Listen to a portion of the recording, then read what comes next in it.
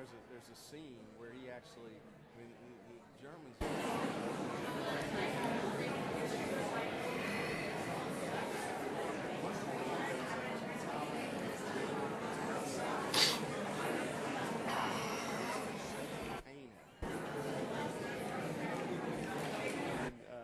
You actually go in the war room and see where they conducted the war. It is right in the heart of London. Yeah. So the premise of the movie is he's to the point. The king hasn't quite come out and said, "I support you." Good evening. Welcome to the regularly scheduled Board of Mayor and Alderman meeting for January 8th, 2018. It's our first meeting of the new year, so it is apropos to say Happy New Year to everyone who's here today. We are very grateful to have a capacity crowd, and I don't think there are any seats available. If there are, please scoot down over one so someone can sit, if possible. And we do appreciate your attendance this evening. We have a relatively light agenda this evening. We do not have any special recognition. We have a very important resolution tonight. We've got a somewhat manageable consent agenda. In a minute, we'll go over some of the guidelines and the way that we operate meetings here in Germantown. Tonight, the invocation will be led by IT Director Tony Fisher. Alderman Rocky Yonda will lead us in the pledge. Please rise.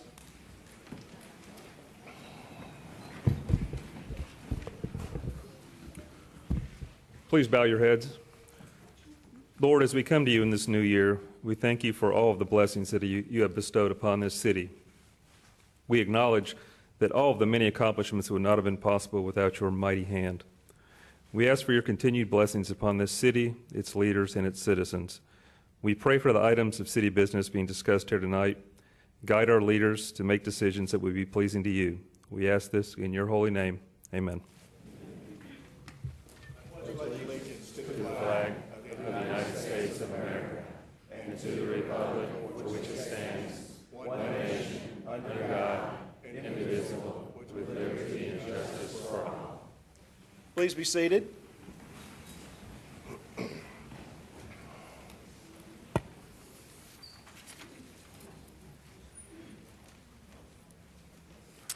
Brings us to item number 8 on the agenda. Item number 4 on the agenda this evening. Approval of the agenda. If it is the will of the board, I would recommend that for the sake of our audience this evening that we move item 9 on the agenda up in the order and make that 7A.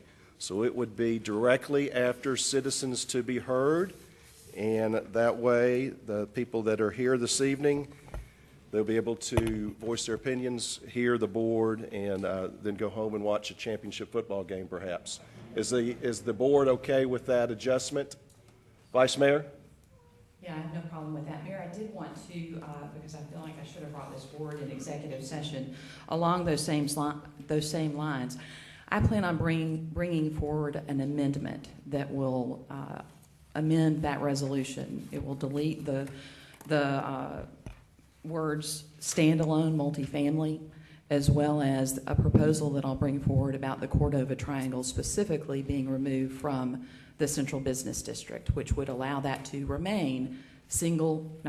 to revert back to single residences. I know many of you are going to be speaking. I know many of you are going to be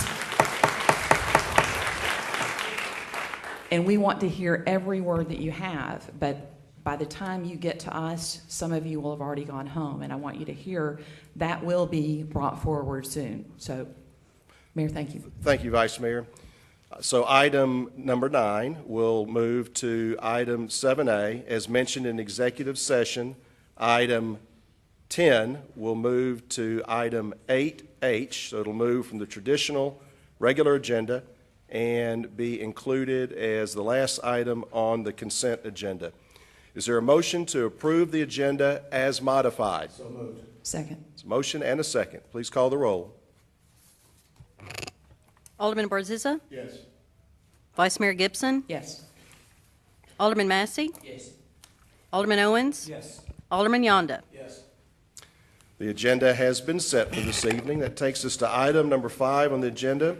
the approval of minutes from two different meetings. First, the regular scheduled meeting held on December 11th, 2017. There are no additions or corrections made in executive session. Are there any at this time? Is there a motion to accept the minutes as presented to the public? Move to approve. So motion by Alderman Barziza and a second by Alderman Yonda. Please call the roll. Vice Mayor Gibson, Yes. Alderman Massey, Yes. Alderman Owens, Yes. Alderman Yonda, Yes. Alderman Barziza. Yes. The minutes from the December 11th meeting are approved. That brings us to the meeting of December, special called meeting of December 18th, 2017. There are no corrections made in executive session. Are there any at this time? Is there a motion to approve the minutes as presented to the public? Move to approve. Second. So motion and a second. Please call the roll. Alderman Massey, Yes. Alderman Owens, Yes. Alderman Yonda, Yes.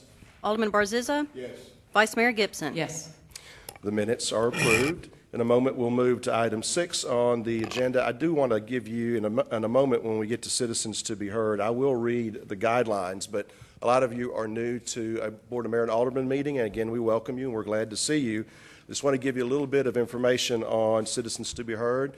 It's 3 minutes in length, and I would just caution you that as you make your presentation to the community, and we've heard a lot of emails, had a lot of phone calls, and had meetings and communications in that sense. And we know you will be respectful. That's the way this community holds itself and conducts its business. But, be cautious when you're preparing your remarks on talking about things that are hyperbole or make broad statements or facts. I'll give you a small example. A lot of people consider that apartments bring crime to a community. Well, apartments have been in Germantown since the late 1960s. The last round of apartments came online about 20 years ago. And we've been either first or second in the state and one of the safest communities in the Southeast, registered or ranked as the 10th safest in the community a couple of years ago. So that's anecdotal. I don't have a spreadsheet to show you all that. But don't make broad, sweeping notions when you're making your presentations. Just be thoughtful, factual, be passionate, but also be respectful as well. That takes us to item number 6 on the agenda, Alderman Liaison Reports. We move from position 1 through 5. Alderman Barziza. Mayor, I recommend that we postpone this until the next meeting, since there's just a couple of us there that have reports, and we go ahead and go along with the meeting. Vice Mayor, did you want to make your report? The Education you were the Commission, only one. I think I may have been the only one. The Education Commission is working on the Battle of the Brains competition. It is the Science, Technology, Engineering, and Math competition at Houston High School on February the 10th from 8 till 12 in the Houston Auditorium. And so if you have any interest in that or have a student interested, please send them our way. Thank you. Any other alderman would like to make a liaison report this evening? Quickly from the mayor's office, and I'll go quickly, I'll just report that our president of the Friends of the Animal Shelter, Steve Morley, sent a note today. He was very proud that over the holidays and currently the animal shelter has 0 adoptable dogs. This hasn't been done in a while, so Bo Mills, if you can share. Well, They do have lots of kitties, though. They do. And that brings me to another point, if I could make this to the community. We do have special recognition at times. We don't have any this evening, and we'll have ball clubs and other performance groups and people that are getting special recognition, and we do have applause at the end. When you make your comments at Citizens to be Heard or when the board speaks, we are a clap inside type of meeting. So if you could remember that, and I'll probably get you a time or two. Also, continue my report. I just am very proud of our parks system, and Pam Beasley, we concluded our bike pedestrian walkability task force. We've got some CIP and some IRP projects that are going into the pipeline, so I'm very happy that you guys are taking and implementing a lot of those recommendations that were made. Also from the world of Parks and Rec, we've got a community build playground project at Farmington Park, and that will be in conjunction with Farmington Elementary School. We did this at Riverdale School a few years ago, and we did this at Dogwood School a few years ago as well. It's a great opportunity for the school, the parents, the children, and the community to come together and plan, design, and then build a neat playground that everybody likes. Also, our sales tax numbers came in for this month, and we are 10% ahead of budget, so keep shopping locally, please. The sales tax dollars come here to us in Germantown. Again, from the area of home sales, I always give this report when the MAR data comes out. So the year-end data for 2017 is complete, and your city led the suburbs or the municipalities over 2016 sales price average over 2017. So the houses appreciated and the sales went up 11.9%, so almost 12%. And then as we concluded 2017, I would like to just pay a particular homage to staff. We had a great 2017. On top of getting the Tennessee Performance Excellence Award for the entire state of Tennessee, this is the Malcolm Baldridge process. We were the only organization in the state to be recognized for that capacity this year. Also, our city was reaffirmed as a dual AAA bond-rated city for Moody's and Standard & Poor's. Our fire department went from a Class 3 ISO rating to a Class 1. GPD was accredited by the Tennessee Association of Chiefs of Police. Also, our Parks Department was reaffirmed and accredited through the National Recreation and Parks Association. We also won a Budget and Auditing Award for like the 32nd consecutive year from the Government Finance Officers Association. Our workforce was granted or given the award from the Commercial Appeal as a top workplace in the county. And also we have we're in the top 100 best service fleets in the country. So thank you, staff. I know 2018 is going to be hard to live up to all those accomplishments, but I know you're at the task. That concludes Alderman liaison reports, and that takes us to citizens to be heard. I've got a pretty good amount of sheets here, so in a moment I'll call your name to come forward. You can come forward to either podium. Probably the center one will be the easiest one to come to. And let me read you the guidelines for citizens to be heard. The Board of Mayor and Aldermen welcomes comments from citizens and offers the agenda item known as Citizens to be Heard at each meeting. To participate, you would fill out the information sheet and give it to our clerk, which you have done. Citizens to be Heard is designed to gain input from the public and not for immediate responses to the Board of Mayor and Aldermen. The intent of this agenda item is to provide the public a platform to be thoughtfully heard and not a forum for dialogue, discussion, or verbal exchange with the board. While the board cannot assure each speaker of a specific or individualized future response, the board will consider the public comments and any supporting materials provided by the speaker. Public comments should be limited to 3 minutes per resident.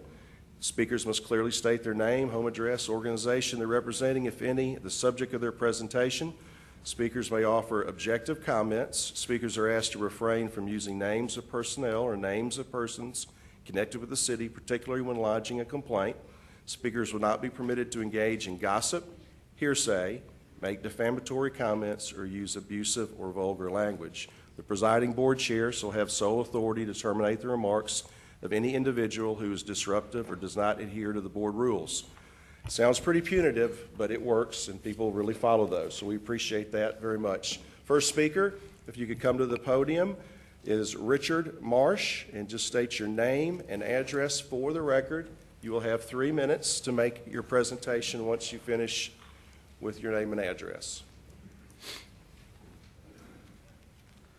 Richard Marsh, 7359 Poplar Pike, and have a distinction of having lived here for 52 years, on and off, so grew up in Germantown, so I remember it and have watched it go through a lot of growth. I may be one of very few, if any, voices in the room that wants to speak briefly to support a careful consideration of quality multifamily as a part of the overall development within the city. I brought with me today 2 reports, one from a combination of the Sierra Club, the Urban Land Institute, and the American Institute of Architects, regarding, in particular, high-density development, and another from Harvard University, both published within the last few years with surveys of factual data and research regarding concerns about and again, specifically higher density multifamily development as a part of overall mixed use development in suburban communities. Just in a very brief synopsis of the ULI report in particular, both of these, though, are consistent in their numbers of others. Many of you may have seen this. I would commend these to others in the audience, particularly those with concerns about the topics that are covered, but in particular, higher density developments in regard to the effect on property values of single family in the community surrounding those developments, the impact on public schools and the need for public school expansions to accommodate additional students, the effect on traffic congestion and parking, as well as higher crime rates and some of the others. You spoke to that. There is some very good factual data and a number of research studies that have been done on that in communities around the U.S. where there's been a lot of that type of development done. What the summation of these studies indicates is that to a great degree, if not in all cases, the greatest fears that most of us have about those types of issues are really unfounded, at least based upon the factual results in communities where they have done, again, high quality, higher density and mixed use type developments, such, for example, as the one across the street where there's a mixture of retail, office, multifamily residential, and so forth. And in fact, demographic data supports that as well, in particular regarding the types of tenants that tend to enjoy those higher density types of projects tend to be young single professionals and retired couples and things of that nature who generally don't have a lot of children. That's just one factor that I would mention. I would also say that over the last 30 years, I'm a commercial banker. I've had an opportunity to be involved in a number of financing. I have no involvement in any of the financing of any of these projects or any of the investment in the projects either. But I've had the opportunity to look at a number of similar types of projects over the last 10 years in particular across 15 seconds, sir. That includes Charlotte, Nashville, Memphis, Birmingham, and other communities, and have seen nothing but generally very positive and good results in all of these areas. So I just commend that to you all. And these are all available online. Thank you, Mr. Marsh. Next speaker will be Margaret Jackson. Ms. Jackson, if you could come forward, come to the podium, state your name and address for the record, and you'll have 3 minutes once you conclude.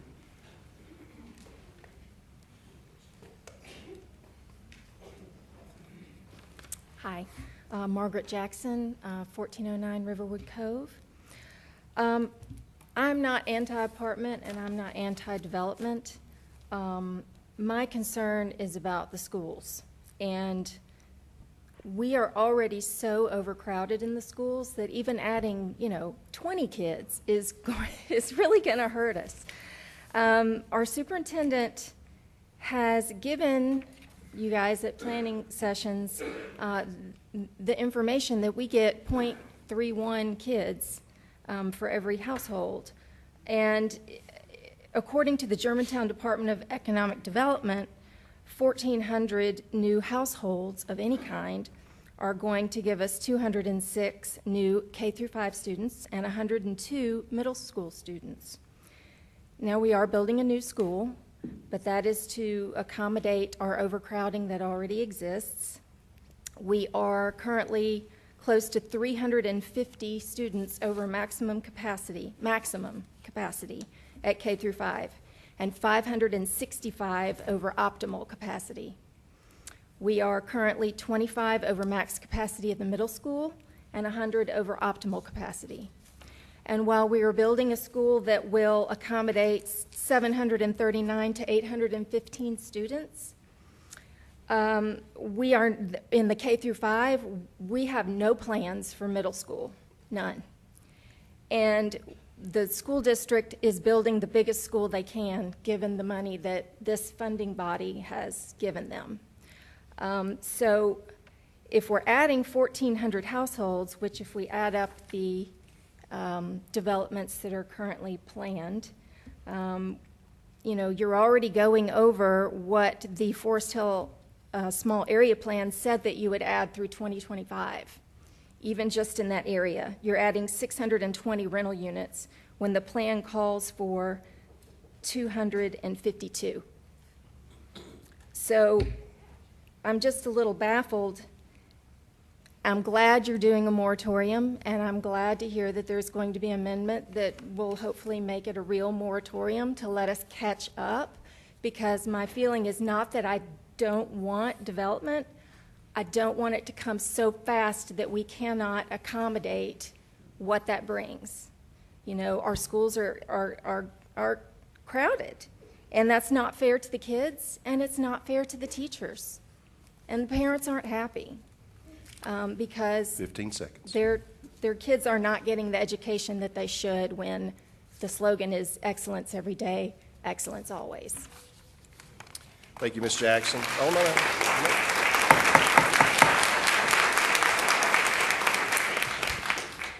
We all agree, just clap internally. Next speaker will be Marlene Struby. Please come forward and state your name and address for the record.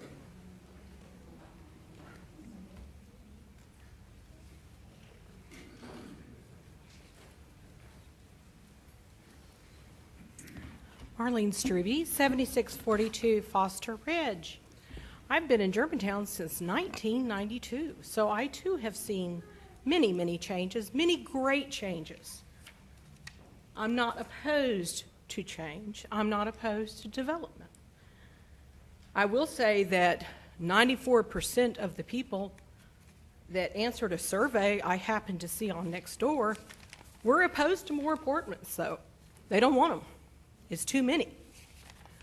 As Meg stated, it was supposed to be a little over 200. There's been a little over 600 approved and in the pipeline.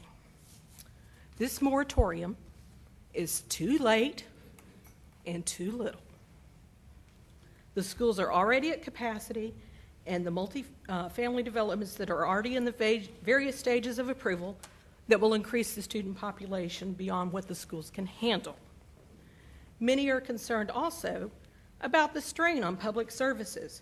There are concerns about property values as well as increasing property taxes because, in part, the schools, once again.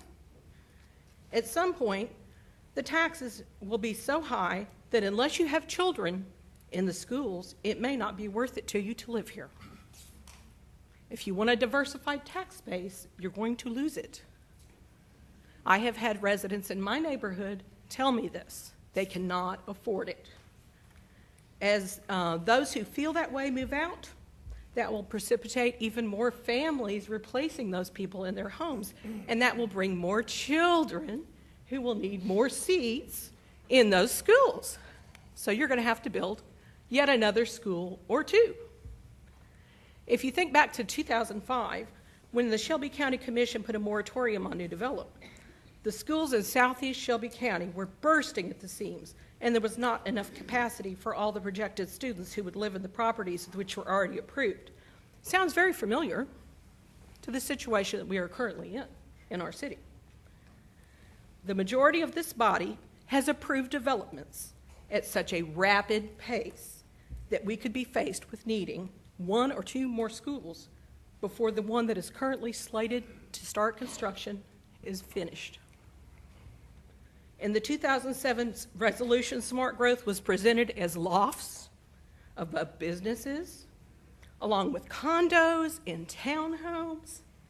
But what we seem to be getting is apartments instead. 15 seconds. Anyway, the checks and balances that have been removed to expedite the approval process on smart growth development have often occurred before citizens can even realize it's happened. I ask that you slow this train down. Thank you, Ms. Struby. Next speaker.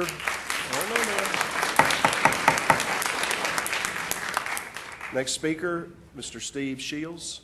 Mr. Shields, if you could come forward and state your name and address for the record.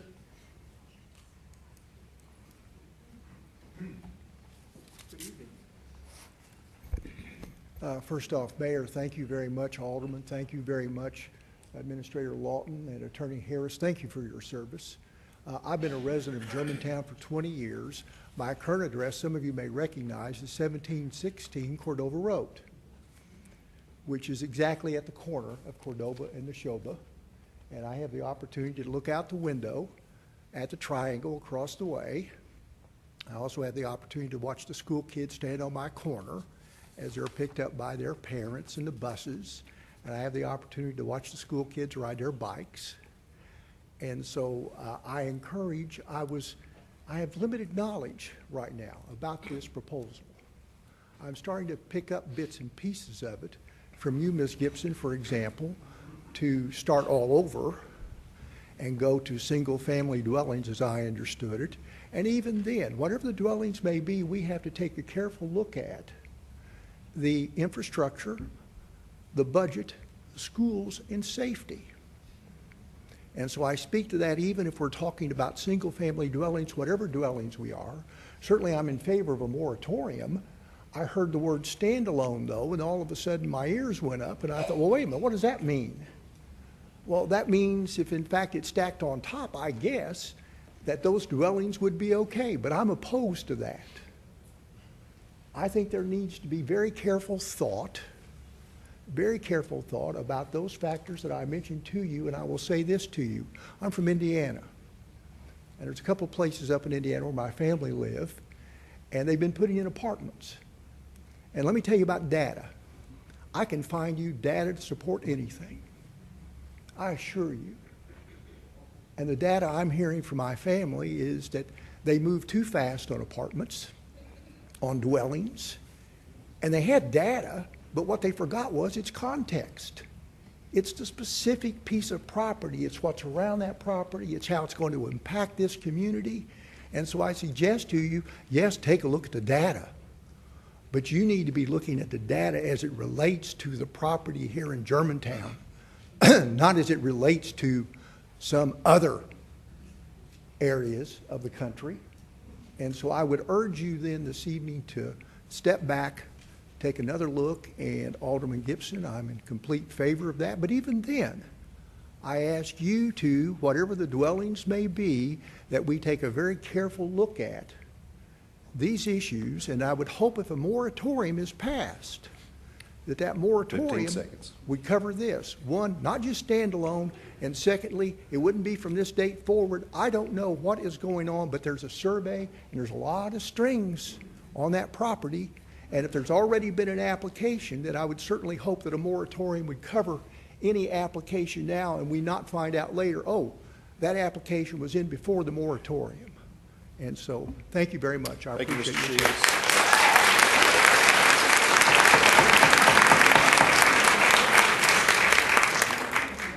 Jim Jacobs, if you could come forward, please.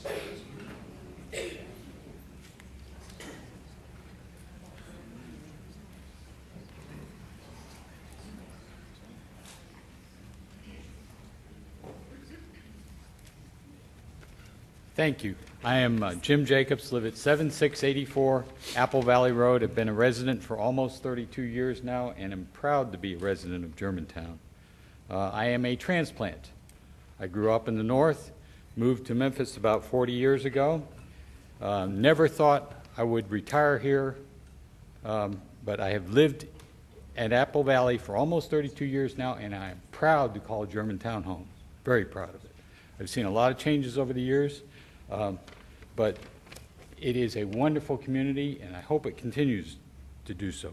First off, let me congratulate the city on the recipient of the Tennessee Center for Performance Excellence Award. I think this is just absolutely outstanding.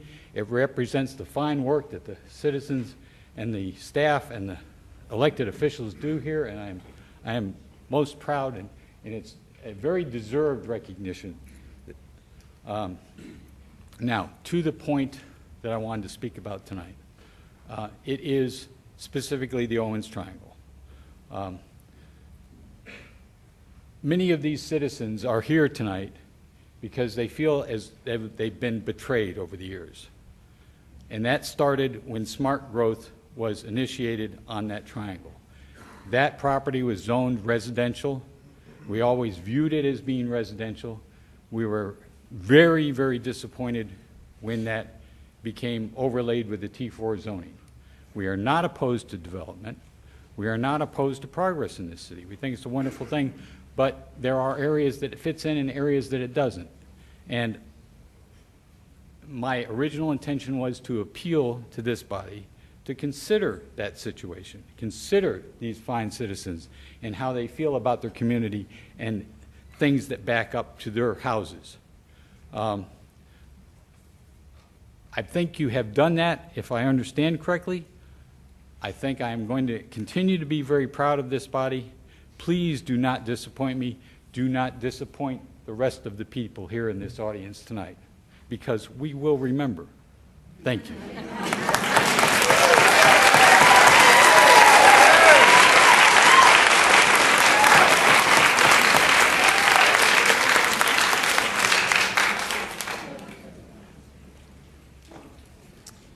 The next speaker will be, and I'm going to mispronounce your name, Jamie Pecunco.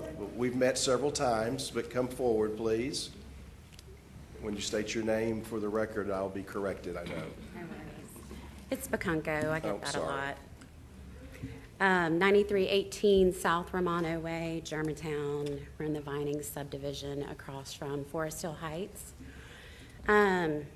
So I'll just start with 2,575 votes or signatures. That's how many people have signed the petition to change the moratorium, to accept it, and to alter it. And that was as of 4 p.m. before I printed this out, and I know it's gone up since then. And this was in 60 hours. I didn't have enough paper to print you all a copy, so there's just one. It's 119 pages. I can leave that with you all if you want it. I don't know what I'm supposed to hand out and not. I think I gave you all a copy, or you should all have a copy of the petition. Our biggest concerns, obviously, I appreciate you guys putting forth the amendment. Our former speaker, and I didn't remember his name, talked about smart growth, and that is a real concern for us.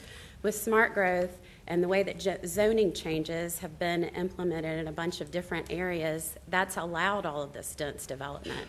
So we're against apartments, but we're also want you to be cautious about the dense development that's going on.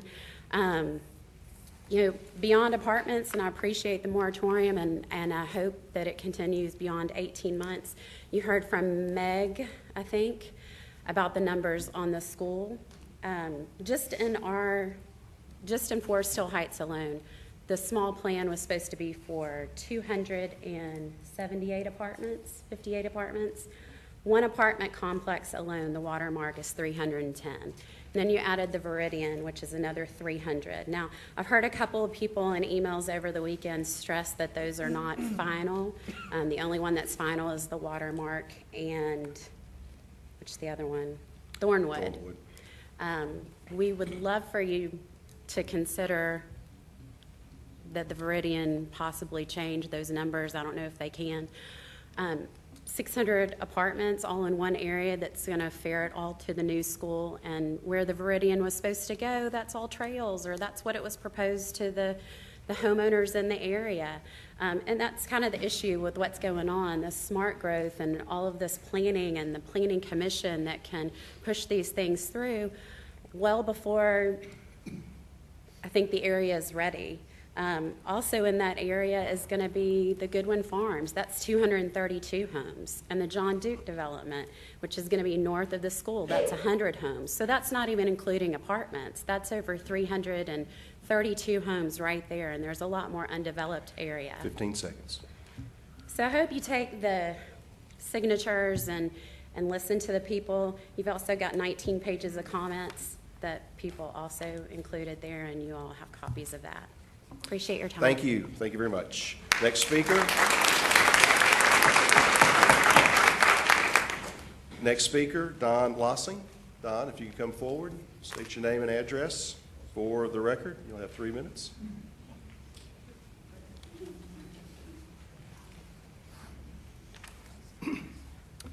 My name is Don Lossing. I live at 1475 Cordova Road, Germantown, Tennessee. I've been there 36 years. I'm the president in the Shelby North Neighborhood Association. And I would like to express my thanks to this council for the welcome that you've given the large group that's shown up here this evening. more so, I'd like to express my thanks to the crowd that's shown up, expressing by their very presence their thoughts at the matters at hand. I'm going to temper my comments. Marianne, you remember I told you I make a fool of myself every time I get up here. Anyway, I'm going to temper my comments just a little bit because of what you've had to say already regarding the proposed resolution. Nevertheless, my thinking is... Point for you. I'm sorry. He's referencing something that has not occurred. I did want to bring this up, but Alderman Gibson was out of order when she said that she was going to make her amendment.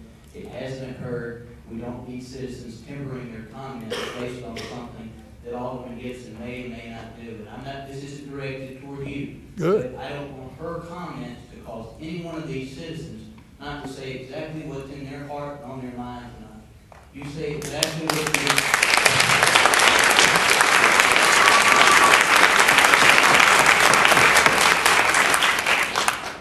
I stand by what I said. I'm going to temper my comments.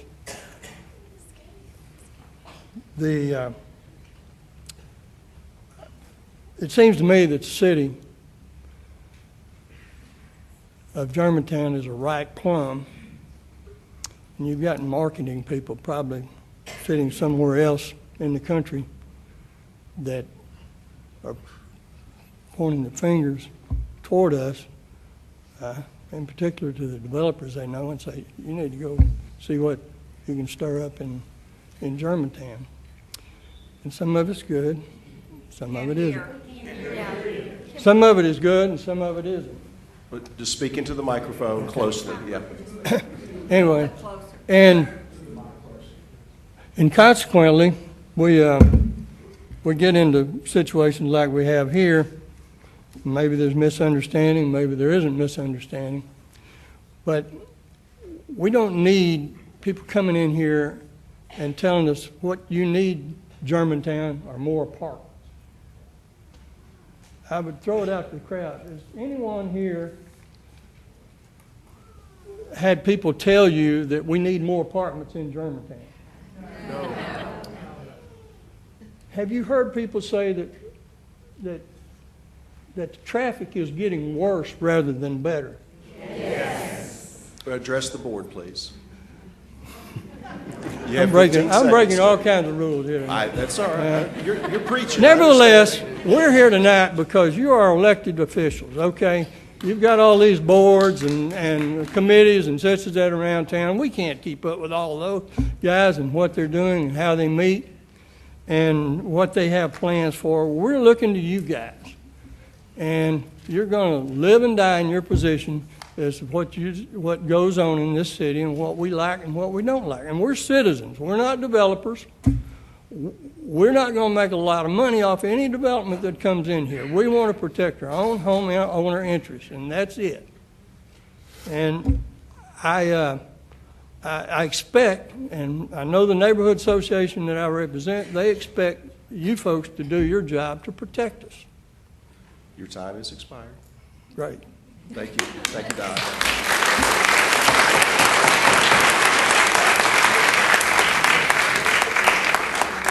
Next citizen is Barry Britton.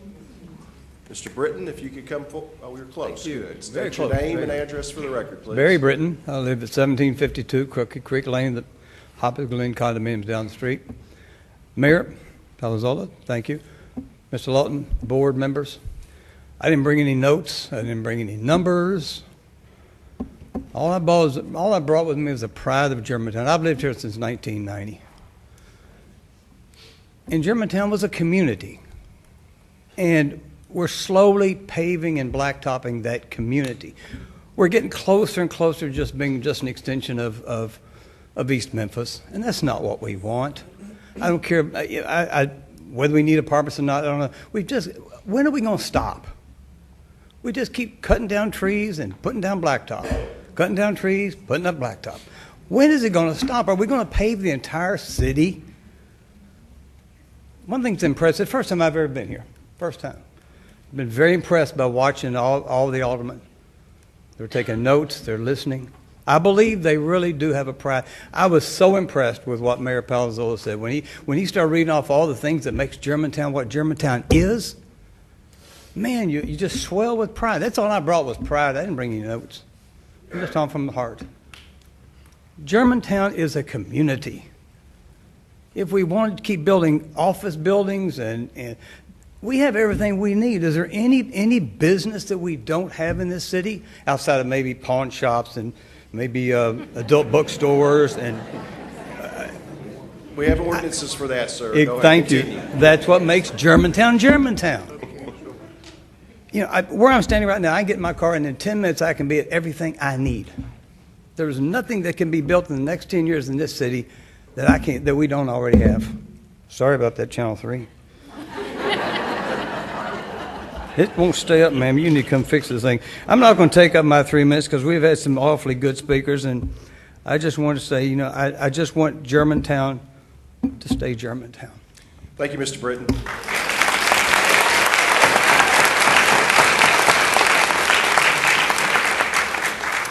Next speaker is Patsy McLaughlin.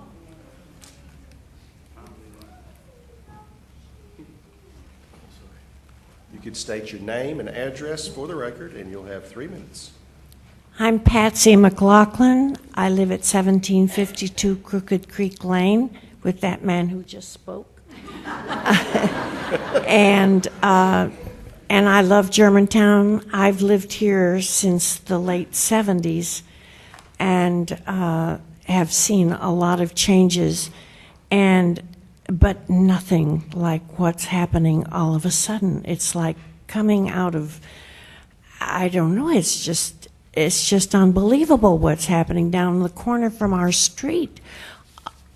And that 5-story building, I mean, we didn't used to be able to have signs more than, I don't know, what was the height? And now we've got a 5-story building in our town. Thank God it's on the other far end. But those poor people that live next door, that spent a lot of money on their homes, and now they look at a parking garage. I am sorry for them.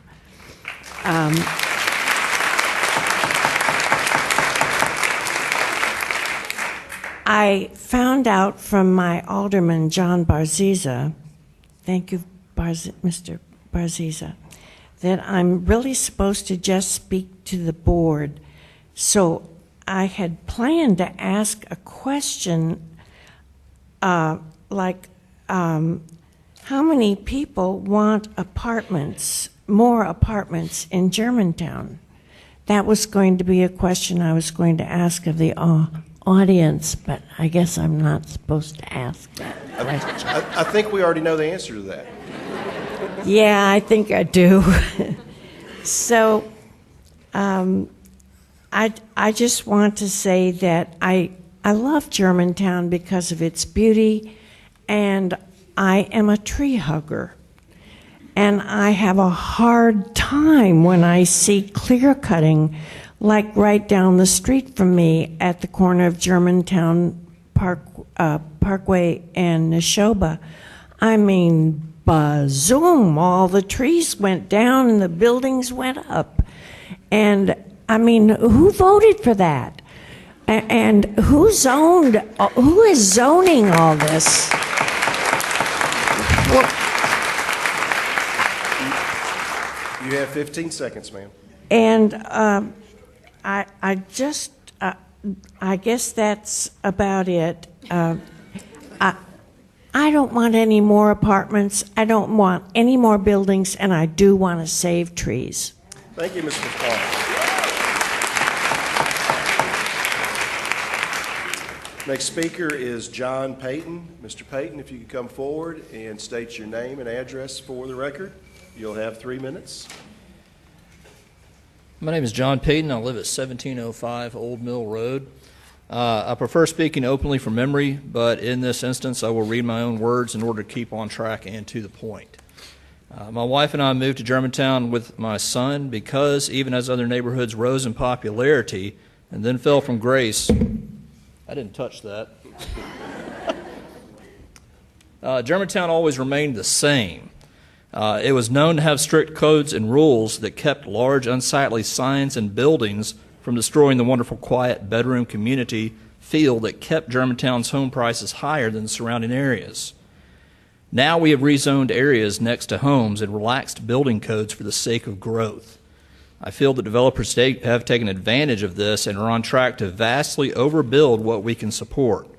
For instance, Germantown had not built a single apartment in decades, and suddenly we have more than doubly the number in the city limits at a time when our schools are already overcrowded. This proposed moratorium has loopholes that need to be closed.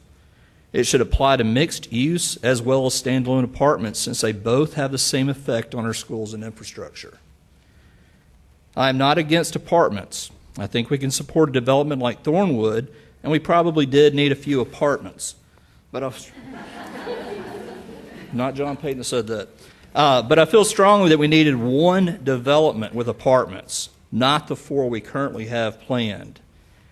On the Nextdoor website, you've already heard about these polls that we did.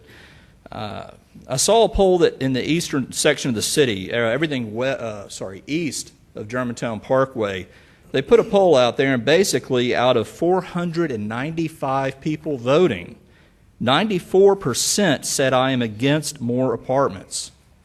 3% said unsure, and 3% said I am for more apartments. This poll did not get sent to the Neshoba North area, so I decided to do a poll for my neighborhood myself.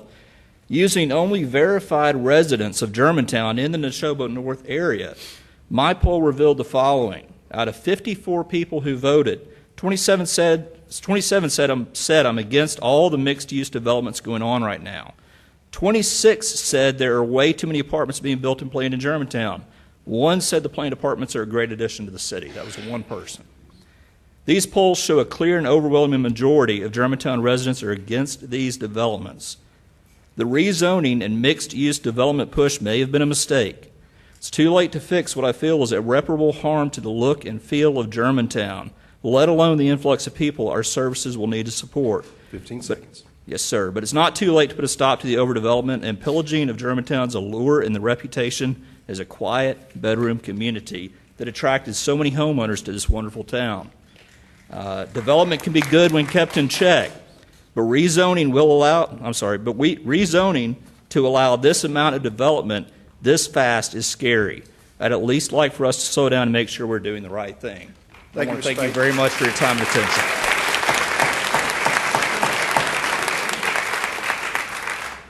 Last speaker this evening will be David Dixon. Mr. Dixon, if you could come forward, state your name and address for the record. Take your time. You're closing us out.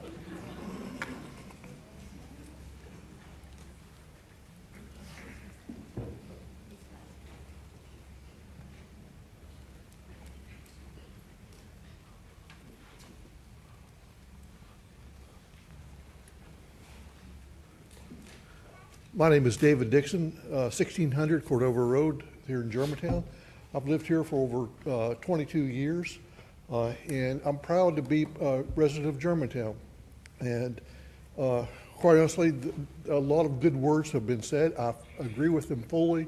A lot of nice political things about a better growth pattern would be there. I'm just going to say I'm against apartments.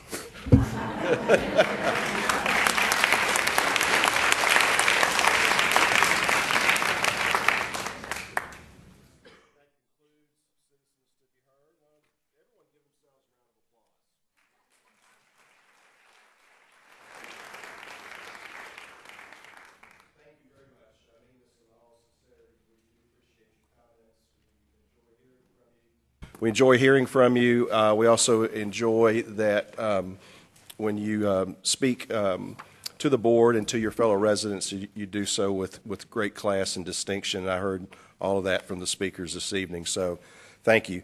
That brings us to item 7A on the agenda, and that is, as mentioned earlier, that was formerly item number 9, so it's Resolution 18R03, instituting an 18-month moratorium on new standalone multifamily development in the Smart Code zoning district. Mr. Lawton will give us a presentation, and then I will as well. Here, I'll keep my comments brief. Mayor and Board Resolution 18R03 represents an 18-month moratorium on new standalone multifamily apartment developments in the smart code zoning districts. By definition, and used in this particular case, a moratorium is designed to prohibit a land use so that the local government can have time to fully analyze and study the potential impact the growth and addition of this type of development will have upon existing city services, including our utility system, our roads, public safety, and education.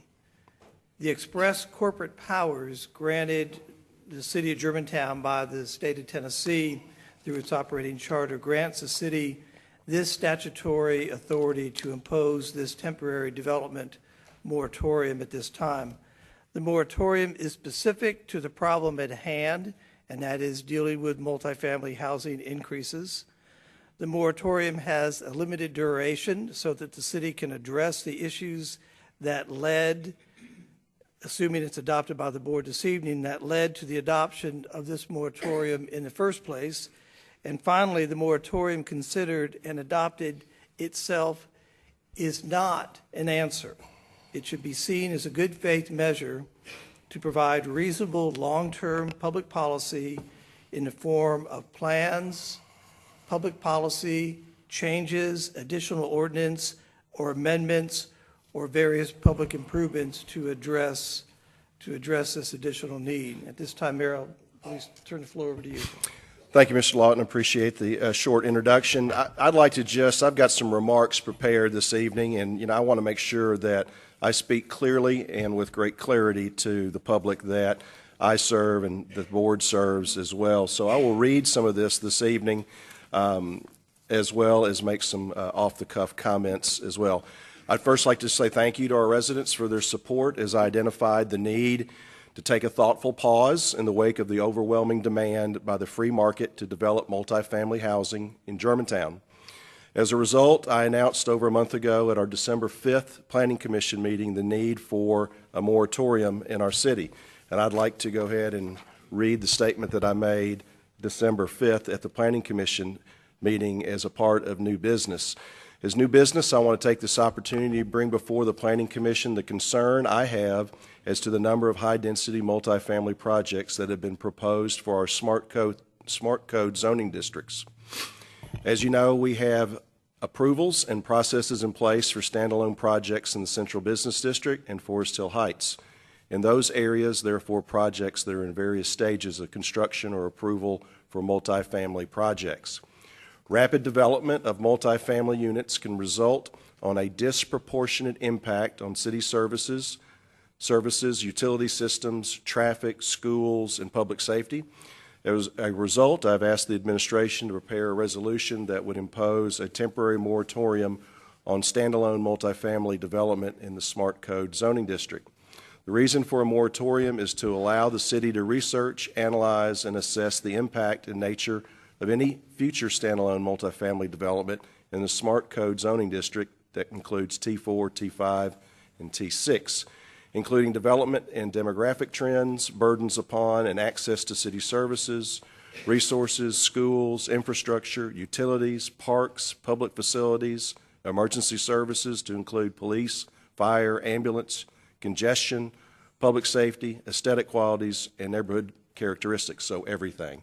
It is not the intent to impose a moratorium on mixed-use projects, integrated multifamily projects, or multifamily projects that have received some level of approval. That would only apply to any future applications.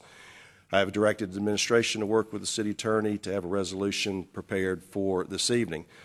I think it's important so that you know kind of the history of how this started in the sense of a moratorium and where we're going from here, especially with the board's vote this evening and their comments as well. So to give you a little bit more background, I want to point to the activities that occurred in the Forest Hill Heights area that created a great deal of this market demand. I want to point out that the immediate market demand and the proliferation was a direct result of activity in the Forest Hill Heights area and the lack of a master developer in that area. A good example of a master developer is the Thornwood project, which is a complete case study of mixed use with traditional homes. Matter of fact, they're almost sold out at Somerset. Luxury apartments, retail, restaurants, commercial concerns as well, offices across the street from our current Performing Arts Center, and also next to our outdoor Grove Natural Amphitheater that hopefully will break ground in July. That's a good example of a master developer. Another master developer would be the Carter Group, which has plans to develop the Arthur property as a town square, and we understand that project may be in limbo with the developer. Why is this important to have a master developer opposed to a standalone apartment developer that just brings in a project? Well, a master developer allows for a better and more cohesive planning. It allows the city to better understand the resources needed to serve growth. In addition, it gives our residents a better visual representation of a project. Standalone projects make it a challenge to fit the pieces together in that proverbial puzzle that we all put together as far as zoning and mixed use and trying to make something into a village or have a sense of place. This occurred in the Forest Hill Heights area. Further, on December 4th, I requested, initiated a meeting at my office with leaders from Crestwin Hills HOA, the Vinings HOA, and Forest Hill Downs HOA. And I'd really like to take a moment, and I think he may be here this evening, to thank Kevin Speed, who's president of the Forest Hill Downs Homeowners Association. His calm demeanor, his ability to communicate in a position with conviction, and in a truly diplomatic manner really helped me understand things that were going on in those three areas and those three neighborhoods. It was at this meeting and with the flurry of activity and the developer request during the past fall that led me to seek this pause and to reevaluate our resources in the face of growth. This is the way governing and planning should work. I would like to also read to you, and it'll take a second, but bear with me because I'm not sure exactly what all the community sees as far as information that's put out by my office and by the city. So I was asked to make an editorial to the Commercial Appeal, and that's under the title of Germantown Takes Time to Manage Growth. Germantown has reached a critical time in its development, a time that requires that we step back and take a look at the best and highest use of our very limited remaining land and thoughtfully consider the demands future development will have on our community. Proper community development and land use planning has at its core a commitment to process. It requires that community leaders and policymakers coordinate the impact future land use and zoning will have on people and existing resources. Germantown has always had a strong commitment to this process as the city strives to meet the development needs of the present without compromising the future generations. This is the classic definition of sustainability. With the recent approval of 610 multifamily housing units within the city's Forest Hill Heights planned development area and a significant increase in interest from the development community for more multifamily development, now is the time to put in place a temporary moratorium on multifamily housing in the city's smart growth zoning districts.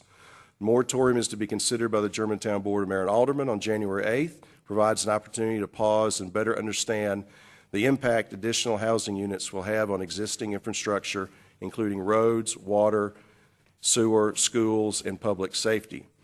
This proposed action is by no means a reactionary anti-planning, anti-development, or anti-multifamily initiative. The moratorium is, however, a way for city government to determine an appropriate balance of uses and zoning districts without compromising city services and resources.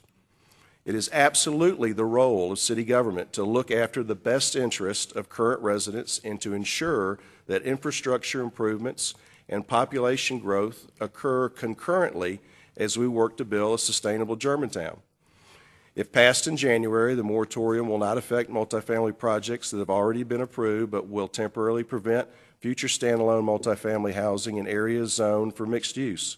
During the period to be covered by the moratorium, city and school district staff, along with their legislative and appointed bodies, will examine the service, demand, and physical impacts this type of growth will have on the community today and in the future. What will emerge at the end of the period is a series of public policy considerations intended to manage existing resources enhance and facilitate smart growth, and build sustainable communities and neighborhoods. The City of Germantown or any other community should not have to be available to any and all forms of development. Let me repeat that sentence. The City of Germantown or any other community should not have to be available to any and all forms of development. As mayor, I will strive to adhere to our citizen-created vision and values to ensure that Germantown remains a vibrant, modern community where engaged residents honor the past, treasure the present, and responsibly shape the future. And I read that to you, again, as an illustration of a message that I want to make sure the community completely understands. There's been much comment and much discussion on social media and through emails on multifamily in our city. And, you know, multifamily has a long history in Germantown. We've actually had multifamily since the 1960s in our city. Currently, multifamily makes up somewhere around approximately 15% of our household choice in this city. In the city of Germantown, we've got, by count, 22. I apologize for boring you with all these properties. We have 22 properties that are multifamily. Multifamily includes condominiums, townhouses, brownstones, patio homes that are attached, and traditional apartments. So in our community, we have Allenby Green, Bavarian Villages, The Bridges, which are apartments, Farmington Gates, apartments, Farmington Glen, Farmington Townhouses, townhomes, Fountain Square, Galloway Green, Greenleaf, Hobbit Glen, Kimbrough Farms, Kimbrough Forest, Kimbrough Green, Kimbrough Park, Park Place, Riverdale Farms, The Retreat, which are apartments, The Vineyards, which are apartments, West Rock, Westminster Apartments, Wicklow Way, and Woodshire. And those are all very much properties that have been very important to our community for many, many years. You know, I got a few, or more than a few, I got many emails that really portrayed people who live in multifamily housing as not necessarily first-class citizens in our city, and that's the furthest from the truth. You know, we have many of our people who live in multifamily, they shop, they go to church, they vote, they pay taxes, they do everything that residential property owners do as well.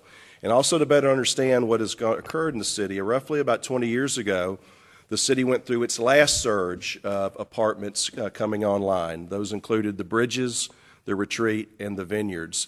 Those all occurred roughly 20 years ago, and they've all operated in great harmony and great balance with residential and commercial properties in and around them. I will give you just one more example, and then I will kind of conclude some of my remarks. I had many prepared tonight, but I'm not going to bore you with a lot of reading of my thoughts. But I will share with you, you know, smart growth or mixed use has many different names, but what we're trying to do is create community. I'll give you the example of Kimbrough Grove. Now, Kimbrough Grove is a fairly high-density residential development that's near the intersection of Kimbrough and Wolf River Boulevard. It was built in 2000 and 2001.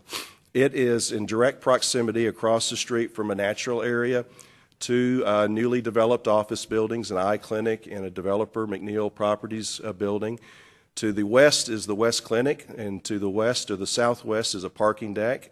And then further to the southwest are the Retreat Apartments. There's also a greenway that runs by there. Across the street are 3 medical buildings and also the trailhead to our very popular greenway.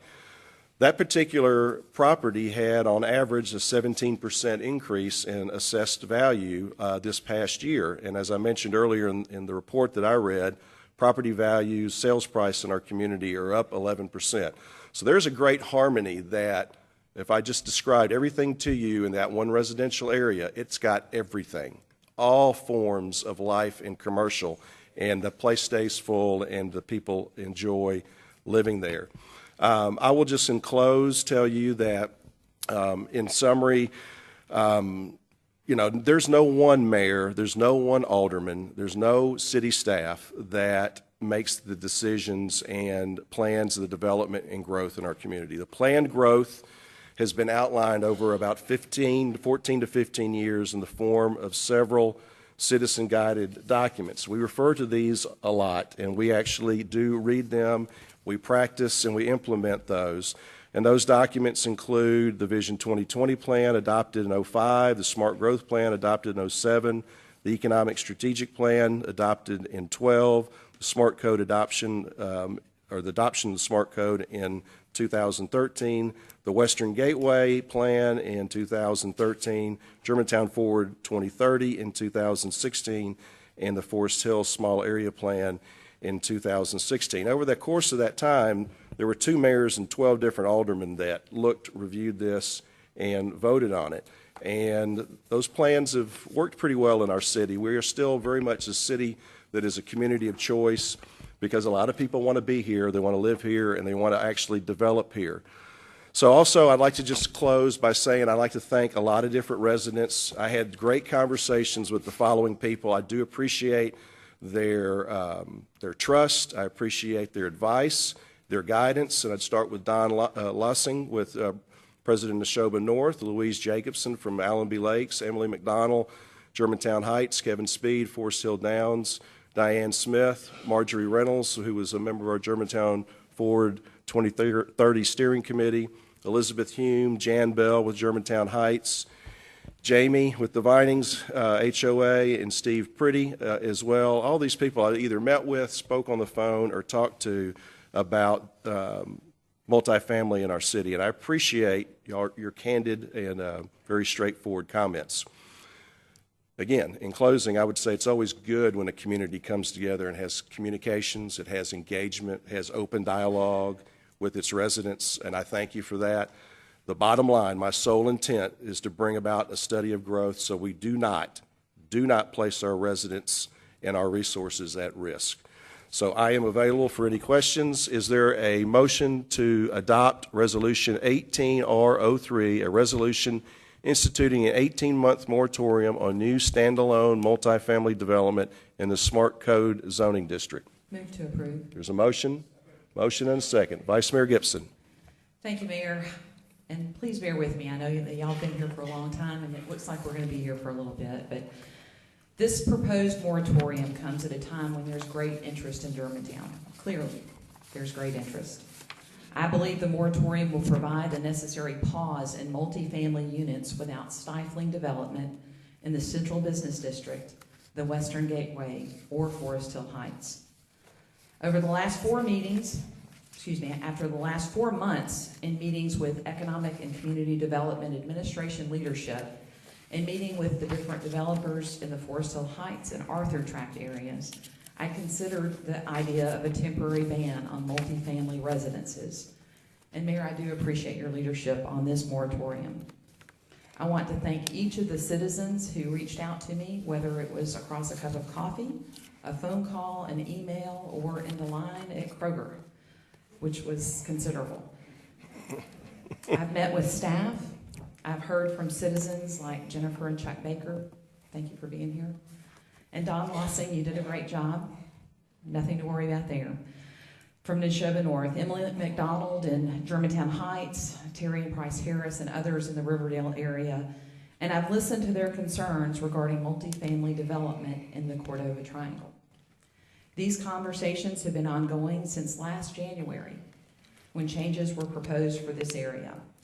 They continued over the summer with dialogue regarding the buffer zone between any development in the neighborhoods surrounding the triangle, and most recently when neighbors were advised just before Christmas of a potential new development. But I want to be clear on this. That was from a developer that has not filed anything with this city. No application. I've received emails in support of the moratorium, and since November, I've received over 40 emails from citizens who shared their heartfelt concerns about the impact that multifamily could have on our city services, such as fire, police, and our schools. And I say the word could intentionally.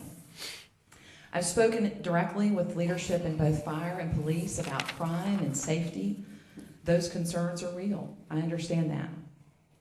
Because this is planned, intentional growth, I'm confident in what they've told me and their ability to service our citizens in the manner that we've come to expect, with exceptional response times and the utmost professionalism, just as they always have. I've met with GMSD Superintendent Manuel and then Board Chair Linda Fisher regarding projections the district made with their demographer for not only the new elementary school off of Forest Hill, but all of our schools in the district.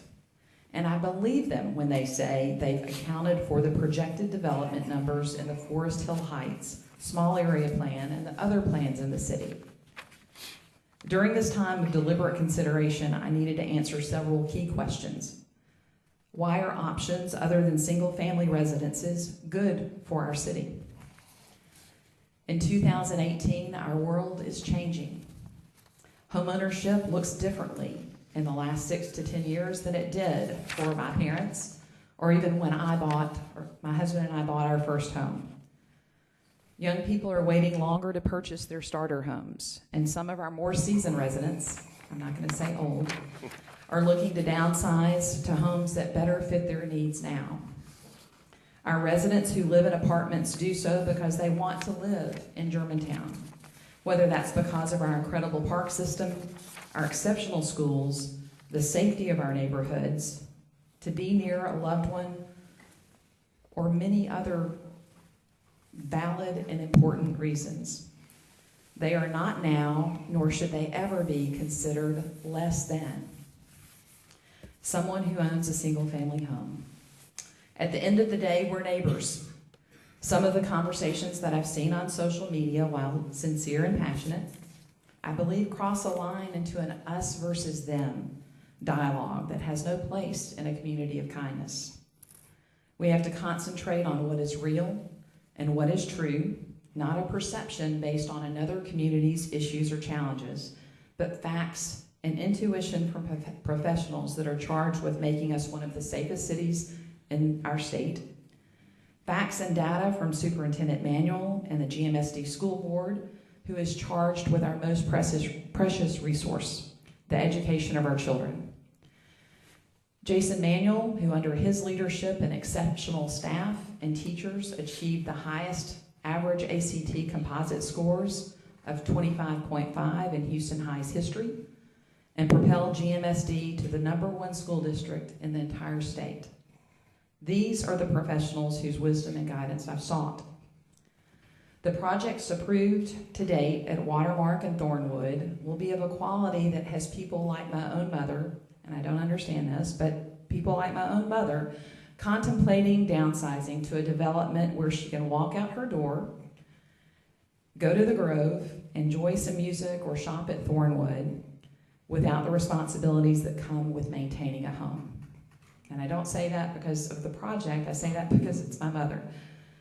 I continue to do my due diligence by asking the right questions to the right people. I've come tonight with solutions, not hearkening back to the days when I used to ride my horse down 2-lane Germantown Parkway or down Forest Hill to my best friend's home in Crestwin Hills.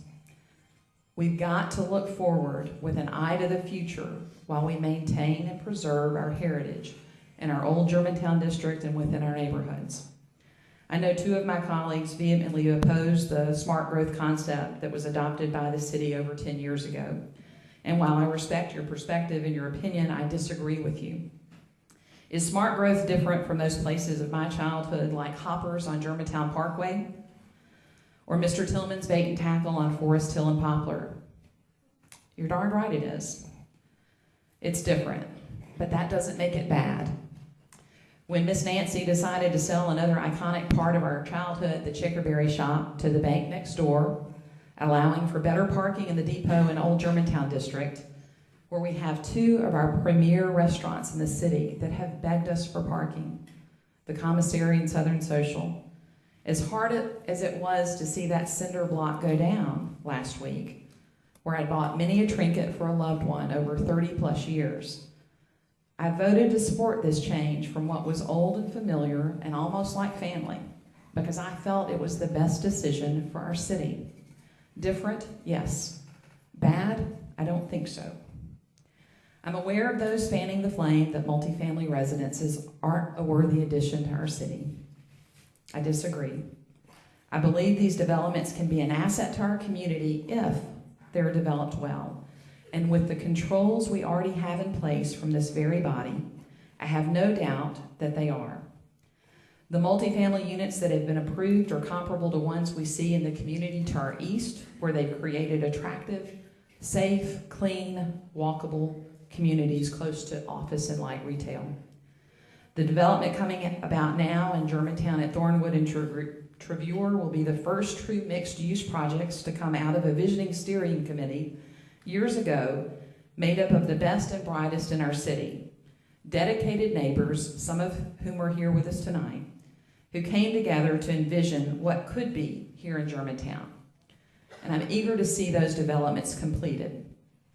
I believe that will go a long way in helping diffuse some of the current concerns many have right now.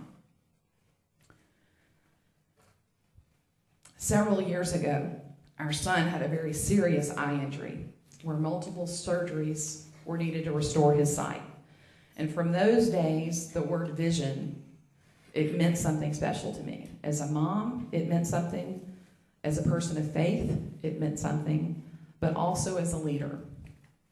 Vision to see and do things differently does take courage. And if vision is the art of seeing what is invisible to others, then we as leaders, we have to continue to work hard to communicate the vision of thoughtful, deliberate, and reasoned development. Mindful of our history and heritage, but with an eye to a future that's going to allow us to sustain the very things that we hold dear. Our ability to keep our citizens safe, our schools, and our quality of life with our parks, our library, our performing arts center, just to name a few. For me, this is the heart of these very important and complex decisions. The questions regarding the impact to our schools and city services are key to the work we've done up to this point and were the impetus for the moratorium. We need to take a pause to project what those needs will look like well into the future. And I'll close with this. It's what I referred to earlier in the meeting. Now that we're contemplating the moratorium, I've got a proposal to offer specific to the Cordova Triangle and an amendment to the moratorium. First, the proposal. I'd like for staff, while they're doing their analysis, to come back to us with a proposal to remove the Cordova Triangle from the central business district, leaving it strictly as single-family residential. I know that you're prepared, Mr. Ross. I know in discussions with you and Attorney Harris, I know you're prepared to begin work on this immediately. So I want us to pay particular attention to how this T4 removal, which would basically revert back to residential only, affects those buffer zones, because it is different. Those landscape preservation areas, which would no longer exist without the T4 designation. So that being one, and then the amendment, and I have copies of the amendment that I've left with our city clerk, Ms. Betty, and I believe Attorney Harris, you have those as well. Both a clean copy of the amendment to the moratorium as well as a red line version. And Mr. Harris, if you will, as we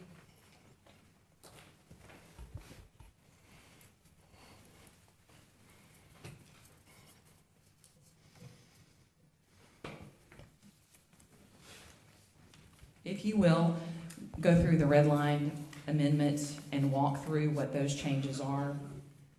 Certainly. Members of the board, what you have before you is a redlined proposed amendment, and that amendment broadens the resolution adopting the moratorium. The original moratorium was limited to standalone multifamily development in the smart code zoning districts. The changes that are shown in red expand that to new apartment and apartment buildings, building development in the smart code zoning district. And you can see from the changes in red where that shows where those proposed amendments have been made. You also have a clean copy as well, but I think it's probably best to just look at the red line changes at this point. Thank you, Mr. Harris. So you do have, you brought that forward in the form of handing it out is in the form of a motion to make an amendment. Is there a second? I'll second that. There's a motion and a second. And before, as the board's looking through the proposal, I will just state that personally and on behalf of city staff and administration, we have no issue with either one of your proposals. We will direct staff to begin the work and due diligence to look to safely and legally remove the Cordova Triangle from the Central Business District, and we have no opposition in amending the moratorium that we brought forward. It's been properly motioned and second. Please call the roll. Point of clarification, please. Sure. In regards to this, that would mean no apartments, just single-family dwellings. This is for the benefit of the people here tonight and the citizens of Germantown. What? Thank you.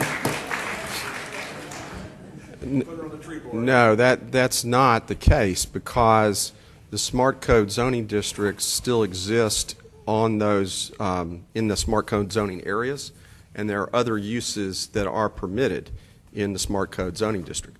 This would impose a moratorium on those for apartments. He's talking about the triangle. Oh, you're talking about the triangle question? Oh, I'm sorry. Back to the triangle. Let me just walk you through that process. Thanks for straightening me out. The triangle, the smart code zoning overlay that is imposed over the triangle currently is a part of our zoning code. And so in order to change that, the process would be to go back to the Planning Commission with a proposed amendment to our zoning code. If approved by the Planning Commission, that would come forward to the BMA and we'd be heard on 3 readings. If the smart code zoning district overlay was removed from the triangle, the underlying zoning remains, and my understanding is that's all residential. So there's still the potential of commercial development on the T4 segment on Germantown Parkway. And there's still the possibility of apartments being above those commercial enterprises. Not if the smart code zoning district overlay was removed from the triangle. Okay. Now, backing up to apartments in general. It would go back to the way that property was zoned before the smart code was adopted. And all of that property is zoned currently residential. The entire triangle. That's my understanding, Mr. Ross. Am I right? Mr. Ross, is he in the building? Mr. Ross is elected. I don't believe that. He's here. Yes. and as stated, we will direct staff to make that a priority. Okay, and in addition to apartments in general, this 18-month moratorium would still stay in effect for anything outside of, so let's say Forest Hill Heights with the Meridian project, that would be included in the 18-month moratorium? No, the 4 exceptions that were in the original resolution are still in the proposed amendment. The 4 exceptions being Thornwood, Watermark, Viridian, and the Carter property. Well, I hear say that most of the people in here tonight are probably here because of the triangle, but there are also people in support of the residents in other areas of the city who don't want to see apartments. And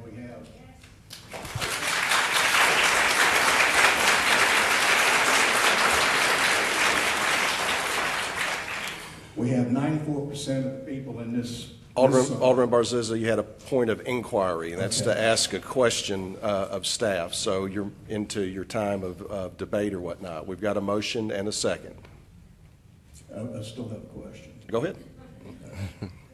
So in regards to the area of Forest Hill Heights, those people who were promised years ago in 2004, those promises mean nothing to this body, to the city of Germantown, of not having any apartments or single-family dwellings or homes that are with smaller lots. I mean, this has all been addressed before, principally by the folks in the Forest Hill Heights area.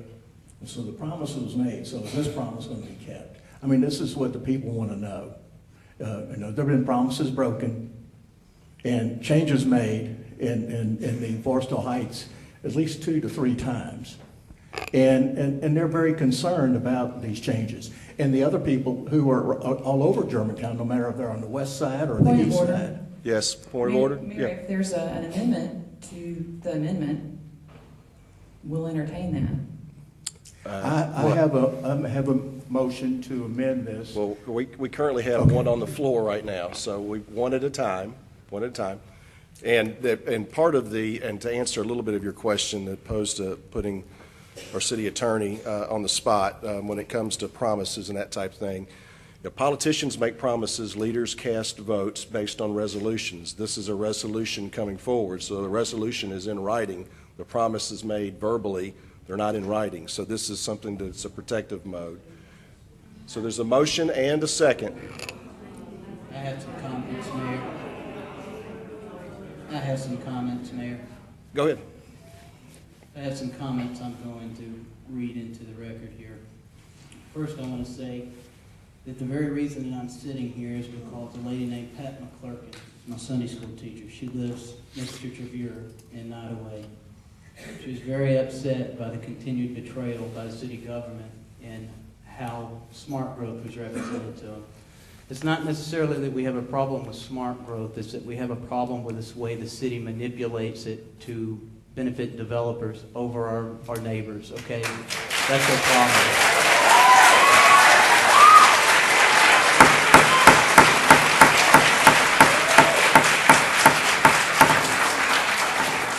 Folks, please. And let me say this. We're not leaders. We're representatives. We're not supposed to lead you in one direction or the other. We're supposed to do what you, the people, ask us to do.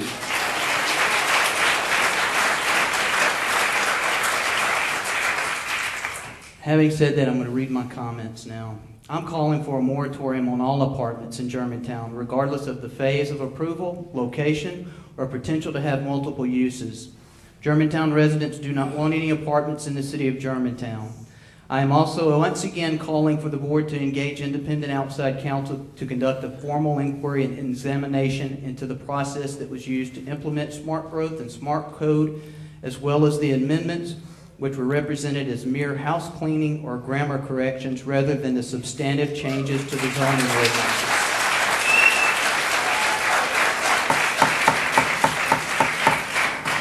The citizens have a right to know the truth about the driving forces behind changes to the zoning ordinances. I'd like to say that it is time for Germantown to put Germantown families first again. Somehow our political system has gotten turned upside down, where the politicians try to get the people to accept government's vision for the future rather than getting government to accept the people's vision for the future. Under the guise of smart growth, Germantown's traditional zoning oversight was eroded and replaced with a plan intended to reduce traditional planning oversight and open the door for developers to create dense urban development projects against the will of the surrounding family neighborhoods. In August 2017, the mayor's administration promoted an event called Thinking Differently About Development, the power of mixed-use projects at the Great Hall in Germantown. The speaker attempted to convince the audience that city officials should treat land as a commodity and make decisions about land use based on what is best for Germantown as a corporation from a financial standpoint, suggesting city officials should focus on what generates the most tax revenue for the corporation without allowing beliefs, feelings, or biases to affect decisions about how a property is developed. The problem is that in this process is that some elected officials focus so much on tax revenue for the corporation that they forgot the people they are supposed to represent. Zoning should focus on the purpose for which it was originally designed, the protection of neighborhood quality. The people who designed the first zoning codes realized that the value of people's homes in a neighborhood depend in part on how their neighboring properties were used. I, along with most Germantown residents, have had enough of Germantown officials telling Germantown families that we must sacrifice our sense of community for the sake of higher profits for developers and more tax revenue for government.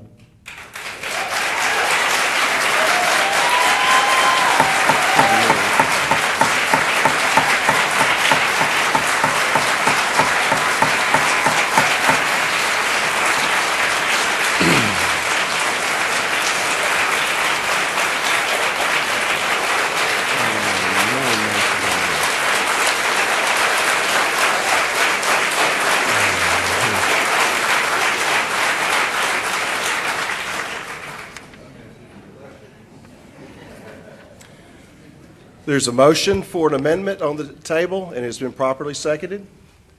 Please call the roll. Alderman Owens, Yes.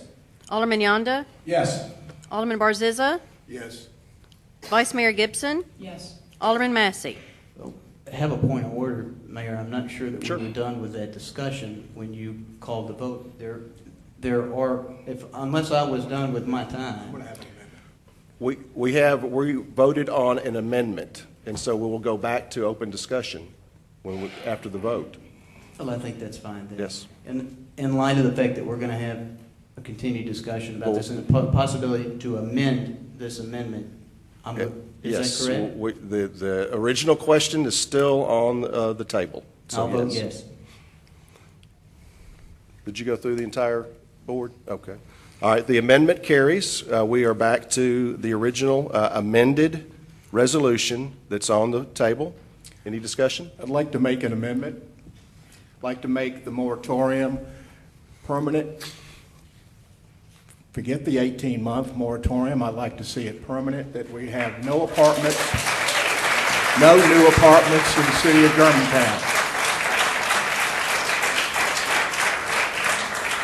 The people of Germantown are fairly represented here tonight. There's a great number of people here tonight, and thank you for being here and representing your neighbors and friends. But this moratorium needs to be permanent. This is what you want. This is why you're here.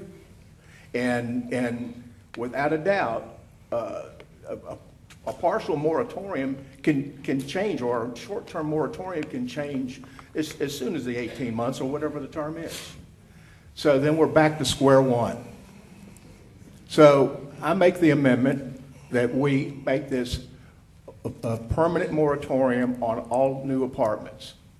And I would like to further say that we relook at what has gone on at Forest Hill Heights as far as what has already been, and to see if we could potentially relook and revote on the apartment complexes that have been presented to us before, whether it's with a Meridian or a Watermark or whatever it might be going down in that area.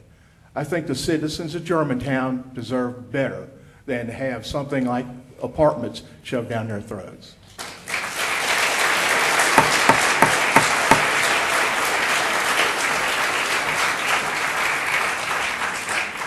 Do you have anything prepared, motion-wise, for your amendment? Do you have anything? I will have it for you in a minute. Pretty much a moratorium or a permanent, what did you get, clerk? Amendment to make moratorium permanent for all new apartments. Is that adequate? That would sum it up. Thank you. Is there a second? I'll second it. There's a motion and a second. Please call the, Alderman Owens. A legal question, perhaps. My understanding is that a permanent moratorium would require another, I'm not sure about the legality of that. I think we would have to go and rezone the property rather than impose a permanent moratorium. I don't know the answer. Right, Alderman Owens, you're correct. A moratorium by its nature is temporary, but the proposed moratorium would give the BMA the opportunity to go back in and make whatever changes were necessary to the ordinance itself. And of course, I just described earlier the process that would have to go through.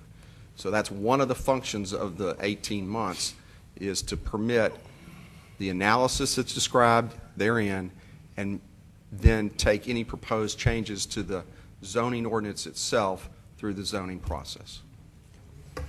Well, Alderman Barziza, let me ask you a question, if you don't mind. If we go back to the 18-month moratorium, if it or whatever period of time you choose, I'll support it. I'll just tell you. What if we make this apply citywide, though? Because it looks like the way that it was drafted and amended, that it only applies to the smart growth zoning districts. I think you and I would agree that this moratorium should apply citywide. And we could take out some of these exceptions, have this apply citywide. If you'd be willing to do that, I would certainly be appreciative. One of the things we could take out is this last paragraph where the mayor and Alderman Gibson made an exception for certain developments that had already been approved that they voted for, such as Watermark and Viridian. So we can take out those exceptions and possibly make some headway in these developments that they've already approved. I'm not adverse to that. I just want the people to be heard. They haven't been. There's been so many issues, Alderman, that transpired over the years where the people were not recognized, they were ignored. It concerns me. It concerns me greatly that this has been going on. And I'm not talking just in the last 3 years. I'm talking for quite a number of years. I've been out here almost my entire life. And I have no objection to the 18-month, but I guarantee you what I'd like to see, like you say, an independent commission brought forth of our choosing jointly, and who will study every aspect citywide, every neighborhood that has been affected. There have been some serious comments made to me by citizens all over town. I got more than 40 emails. I got several calls. I mean, it's unbelievable. The people of Germantown want representation that represents their needs and wants. It pretty much in the story. And the apartments, or 2-3 years ago, the Germantown Road Realignment Project was not representative of the needs of the people. So consequently, I would agree with what you have to say, and I'll respectfully, I will withdraw my motion of permanent moratorium. Well, I think what you have to understand is we're all, or Alderman Barzeza and I are on the same page with this. We'd love to see a permanent moratorium, but in reality, what we're going to have to do is go back and change the zoning ordinances. We're going to, the majority has overlaid a certain type of zoning throughout the city to allow for apartments. We have to have enough votes at some point to be able to change that overlay back to a more traditional zoning ordinance that precludes apartments from those areas. It's similar to what Alderman Gibson is suggesting for the triangle. The problem I have with that is that she is picking and choosing which areas of our city are protected from the apartments. What I'm saying is that we should protect, and this is what Alderman Barzeza is saying as well, is that all our neighborhoods should be protected from these apartments, not just the triangle. That's something we're going to have to work on. So for now, it's going to have to be if we're going to call it a moratorium, then it's going to have to be temporary in nature. We just don't have a way really to get around that. So I understand we're not giving up on stopping apartments altogether, but if we're going to call this a moratorium, it has to be temporary. There was, just for clarification, there was a motion made for an amendment to permanently ban apartments, was rescinded by the maker of that motion. It was seconded by Alderman Massey. Do you withdraw your second? I'll withdraw the second. I would like some clarification on how the amendment for Alderman Gibson was drafted. Who drafted this, and why this amendment, this resolution, didn't originate from the legislative body to begin with. I'm happy to answer that. Well, I'm talking to the attorney right now. I don't mind you answering, but the mayor originated the resolution, and then Alderman Gibson amended that. But my question is, shouldn't we have originated that language in the first place as a body, and so that we could have had these discussions and then had one vote on a resolution that we all agreed on? Vice Mayor. Well, that's my question to the attorney. First of all, Alderman Massey, the mayor is a member of this body. The mayor requested a resolution be drafted.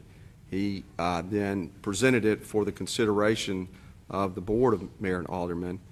Alderman Gibson subsequently asked for language to be drafted that would broaden the resolution to restrict any apartments or apartment buildings in the smart code zoning districts. Okay, so let me ask with the you this exceptions question. that are You said it presented. broadened the language. When you took out multifamily and replaced it with apartment, is multifamily or apartment broader?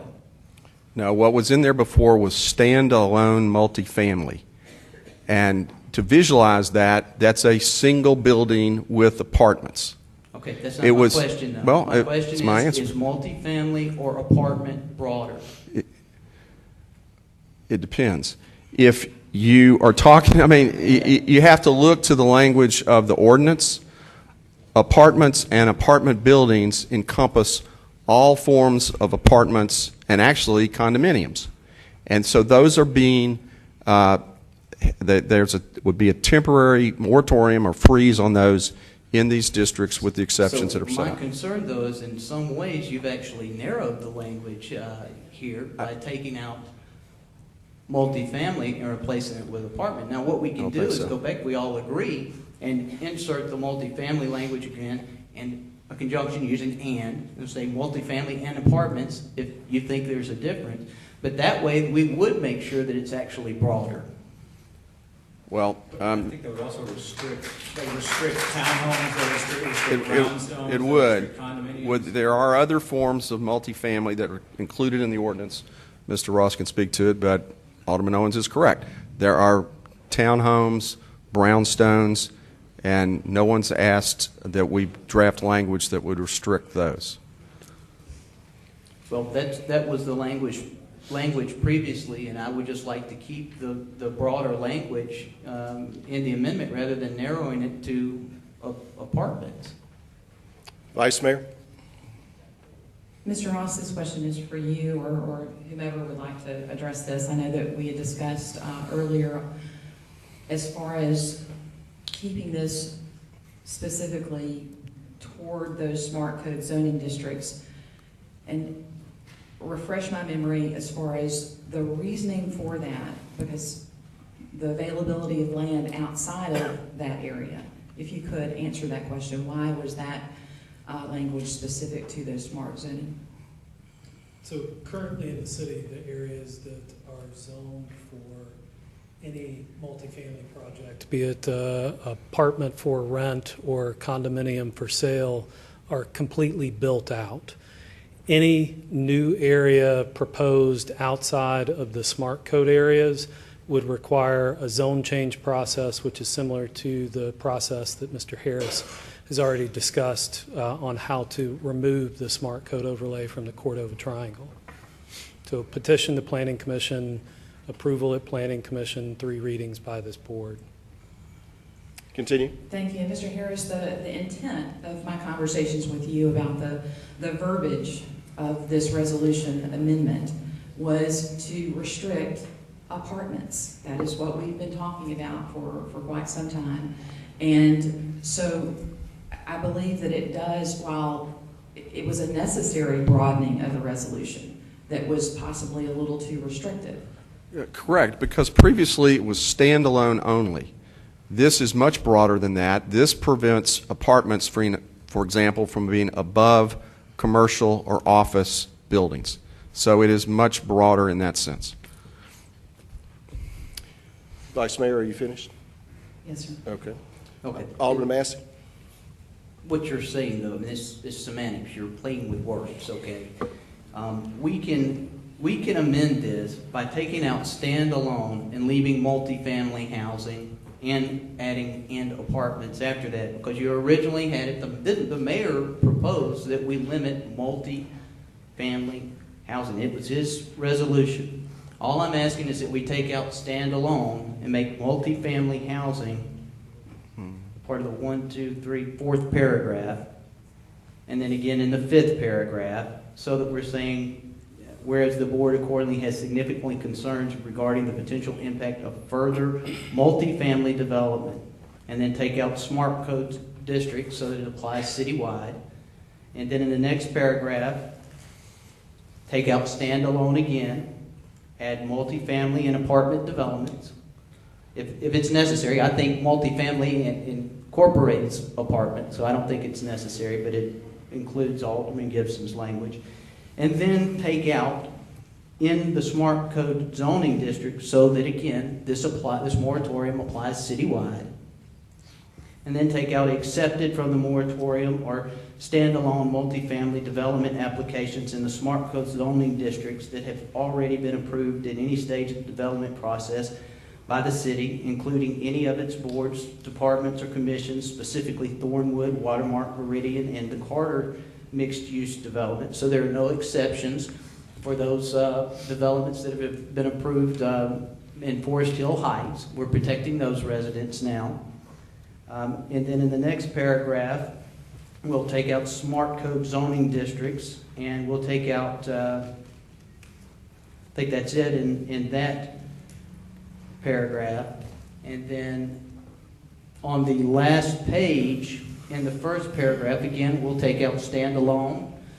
We'll take out smart code zoning districts, and we'll take out, and that's it there. And then in the last paragraph, again, we'll take out the language. We'll take out the entire last paragraph where you're making an exception for Thornwood, Watermark, Meridian, any of these other projects that have come about with any type of approval from staff. Because frankly, we don't know what those projects are. We don't know where they are. So it would just protect the citizens. Alderman Owens. So just, I'm ready to call the question on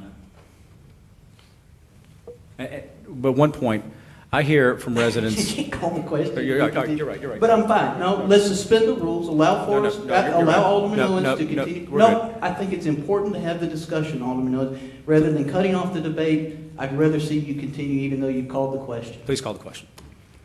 Question's called. Is there a second? Second. It's a second on calling the question. Please call the roll.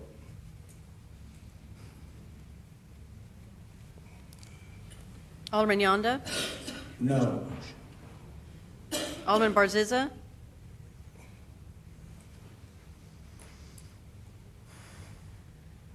This is probably the most confusing thing that the people have to deal with here. And I'm going to recommend that we suspend this discussion and this vote, and we have a session with the BMA to discuss this with the point of order. It's yes or no or abstain. That is correct. Please cast your vote. Is this for the call the question? This is calling the question. Calling the question. Did you have or Alderman? I'm sorry. Is this due with the changes, the red line changes? Calling the question. We have a motion on the floor that has been amended, properly amended and voted on, and properly seconded. So this is calling the question that's before you this evening in total. Well, you still have my motion to amend, and we haven't addressed that yet, so it's a little bit difficult. That's a fact. He made a motion, and so what I'm saying is that we need to drop back and punt on this until we can all get together with the staff and properly renew my point of order. and properly digest this, and so we're properly prepared and the public is properly notified. So point of order or inquiry, Mayor, if Alderman Barziza votes no, then we just continue the discussion and I can bring up my motion to amend and we can move forward. He can say whatever he wants to say. The question has been called, and so, yes, it has to be voted upon. That either. No. Vice Mayor, Alderman Massey? No. Alderman Owens? Yes. All right, so calling the question fails. We return to debate, and Alderman Owens, you've had 2 times. Alderman Massey, you've had 2 times. Alderman Gibson, 1. I haven't even spoken. Do what? I haven't spoken yet. You had the floor. You chose to call the question. Okay. Who would like, Vice Mayor? We don't want his amendment? We have open debate going on right now. On this? Vice Mayor. Yes, sir. I appreciate the discussion. That's what we're here for. I think that to make changes to the moratorium on the fly is not appropriate. I think that there should be something other than this, hey, let's take this out, let's not do this. That's why I did speak with Attorney Harris to make certain that we had language to that effect. And if there had been language that would need to be coming forward, I would have liked to have seen a copy of it as well.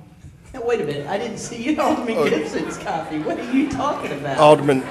Who did you share your resolution with? Hold on.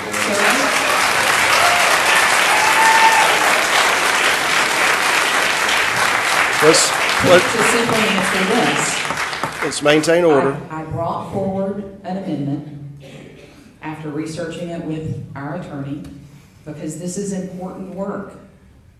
I provided you and the rest of the board a copy of that amendment with that language. Tonight. When else would I have done When that? did I get it? We have this. When did I receive it?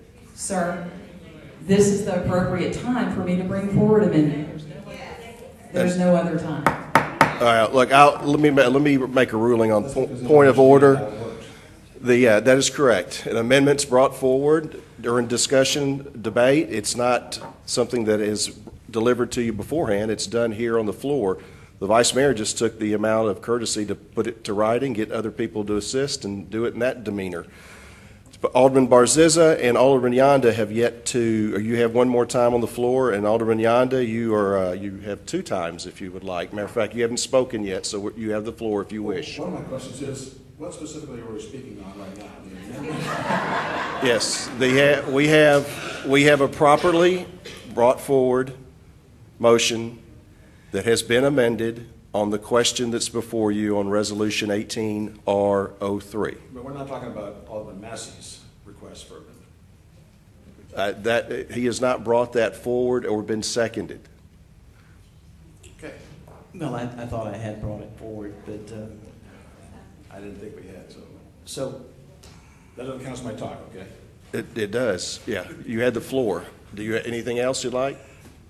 Well, I think I'll just go ahead and talk about the whole moratorium thing in place, if that's okay. You have the floor. You have 10 minutes if you wish to use it. First of all, I want to tell you, I love this city.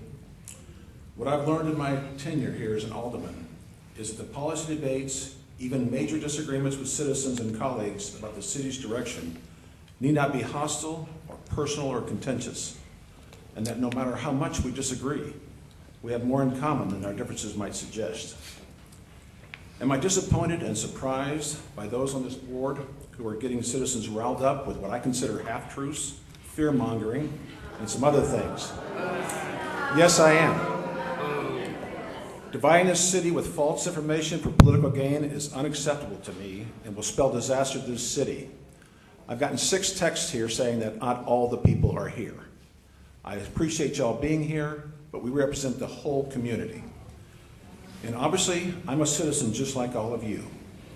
As many of you already know, all 3 of my children and 5 grandchildren live in Germantown, not to mention nieces and nephews. The future of this city is so important to all of us that we need to work together, as we have with the direction of our city from Germantown Vision 2020, Smart Growth, Gateways, and Forward 2030, to mention just a few of these resident-directed documents. One way to work together is to work with facts, not innuendos, guesses, and political agendas. We need to be intentional with our development and intentional about what we want. I want to make sure that everything that we love about Germantown is here for tomorrow, for our kids and our grandchildren and their children. We have very limited areas that are available for expansion of our tax base. We cannot continue to go to the well of homeowners to pay for all the necessary items that go with maintaining our public safety, our parks and rec, our schools, our public works, just to name a few areas in our city. I hear people talking about taking care of the schools. To do this, we have to have diversity in the types of building and commercial development that we're doing here. A vibrant city requires all kinds of different types of housing and commercial development. For some of the elitist talk that who we want some of the elitist talk about who we want in our community and keeping certain people out is very disappointing to me and unacceptable to the majority of our citizens. Fortunately, I didn't hear of that, any of that here, but I'm hearing it in voicemails and emails. We have been very careful to keep the high standards of our community in place, as has the Citizen Planning Commission, with any multifamily units that have been currently approved. The approved luxury multifamily mixed-use units are courting young professionals and seasoned citizens looking to downsize, and they are very expensive to say the least. It is obvious to me that the developers think this is a great place to live because, as the mayor recently put it on an interview with WKNO, we are experiencing the great Oklahoma land rush here in Germantown. We are good with the currently approved mixed-use developments, infrastructure, public safety, public works, Germantown Municipal School Board. We are all on board on this. I have talked to our staff. I have talked to our superintendent. I know that we are going to be okay with what we have approved so far.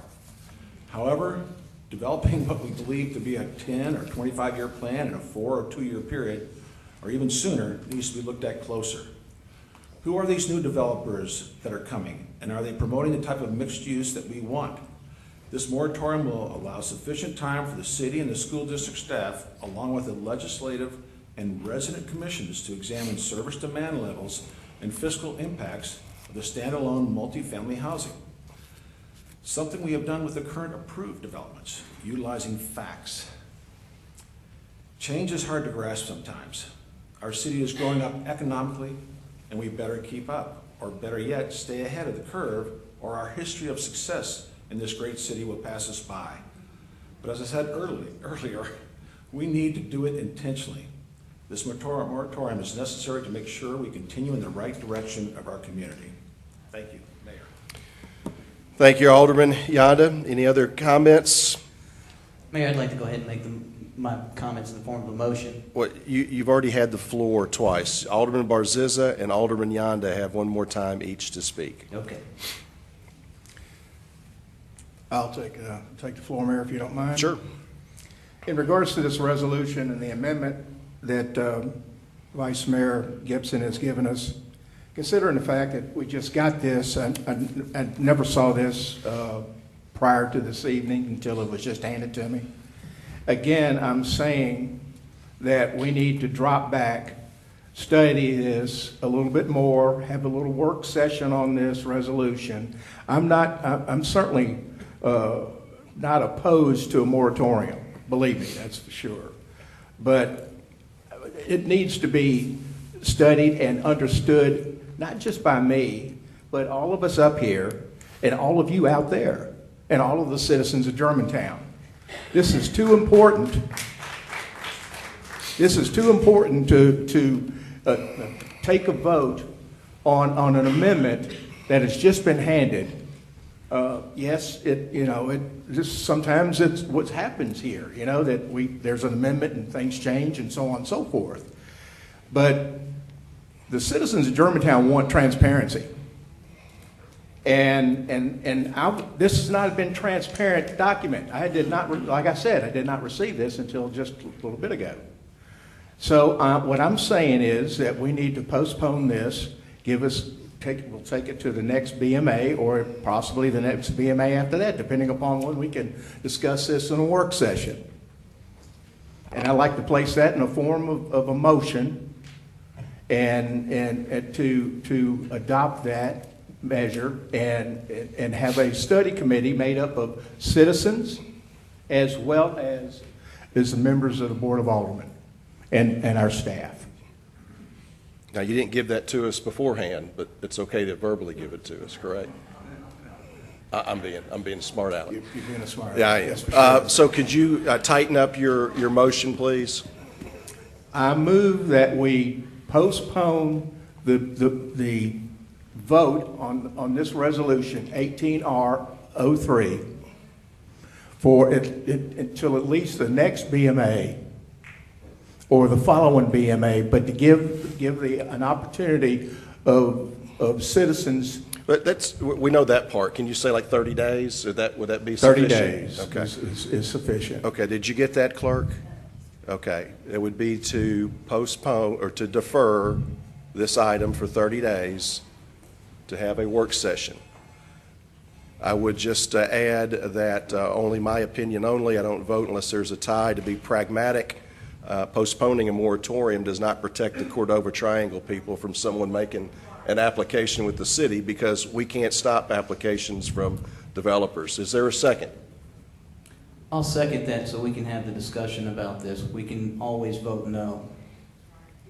The motion has been properly moved forward and seconded. Any discussion? Yes. So we can still protect the Cordova Triangle by implementing the amendments that I recommended earlier. We don't have to postpone. I understand the concerns that the mayor is raising. The issue is, why are we excluding the application processes in the first place? When we come back, we can just exclude any new apartments in Germantown, regardless of whether they have sent in an application for approval or not. So it's a little bit misleading to say that we're endangering the Cordova Triangle tonight if we don't approve this resolution, because there are ways we can bring this resolution back up in the future, that the language is drafted so that we protect all citizens against all apartment projects at any level of, or any phase of development or approval process. What the mayor and Alderman Gibson have done in the resolution and in their amendment is to carve out exceptions for certain projects. What Alderman Barziza and I are saying is that we need to remove those exceptions for these other projects, so that there's a moratorium on all apartments all across the city of Germantown. But what Alderman Barziza is saying has some validity to it. We did just get the amendments tonight. They've changed the language, as you know, from multifamily to apartments. I'm pretty sure that's a narrowing of the language. And it's been presented, I think, without a whole lot of candor, quite frankly. So it's something that we need to get a legal opinion on, or at least I personally need to get a legal opinion on, because I seem to differ with what our attorney is saying, although I think he agreed that multifamily is broader than apartment. So we need to get it right. So it's a bit of a conundrum, and I'll let the next folks speak. Thank you. The motion on the table is to defer. Any other comments? Please call the roll. Alderman Barziza? Yes. Vice Mayor Gibson? No. Alderman Massey? Yes. Alderman Owens? No. Alderman Yonda? No. The motion fails. We return to the original amendment. Only Alderman Yonda still has time on the floor. Would you like any time on the floor? Yes, I'd like to say that I don't quite understand why we have a concern or a misunderstanding of what's being said here when we put a moratorium in place for apartments. We can put it in now, and at our next meeting, if there's something that we need to correct, we can make some corrections then. Is that correct, Mr. Harris? Yes. Okay, so going ahead and putting this in is the right thing to do at this moment.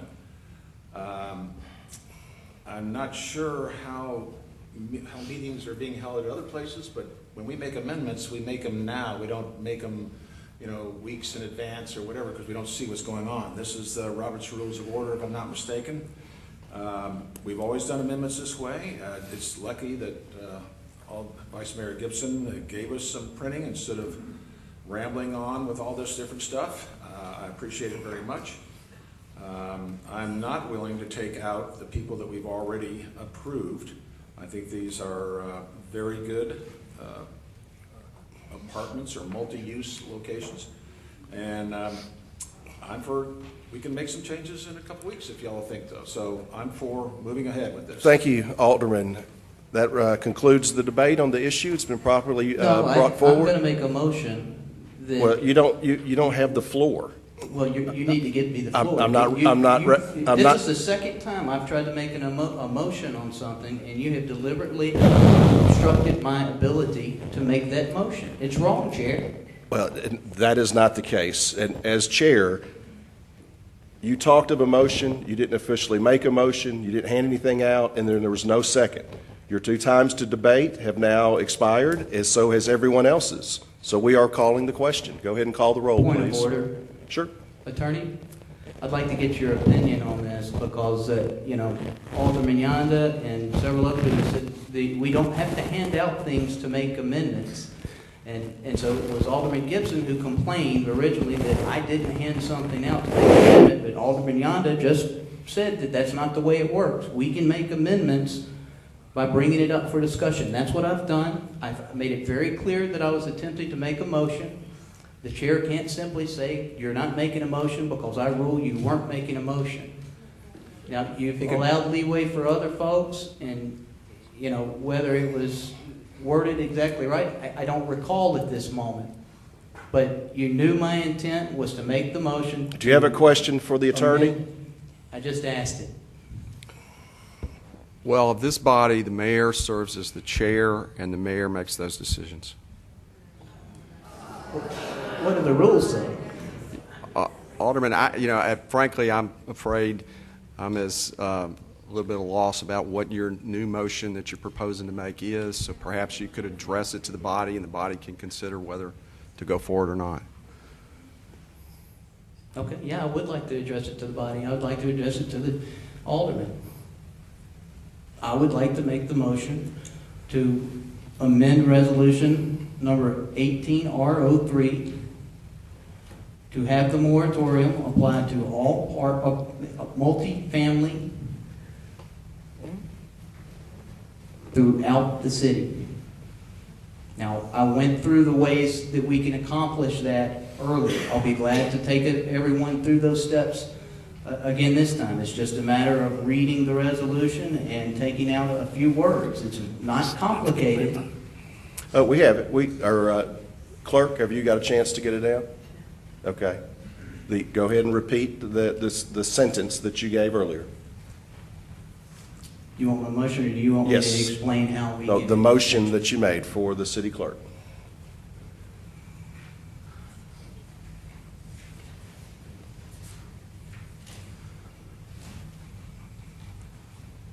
Clerk, I would like to amend the resolution to place a moratorium on all multifamily in Germantown. did you adequately get that down, Michelle?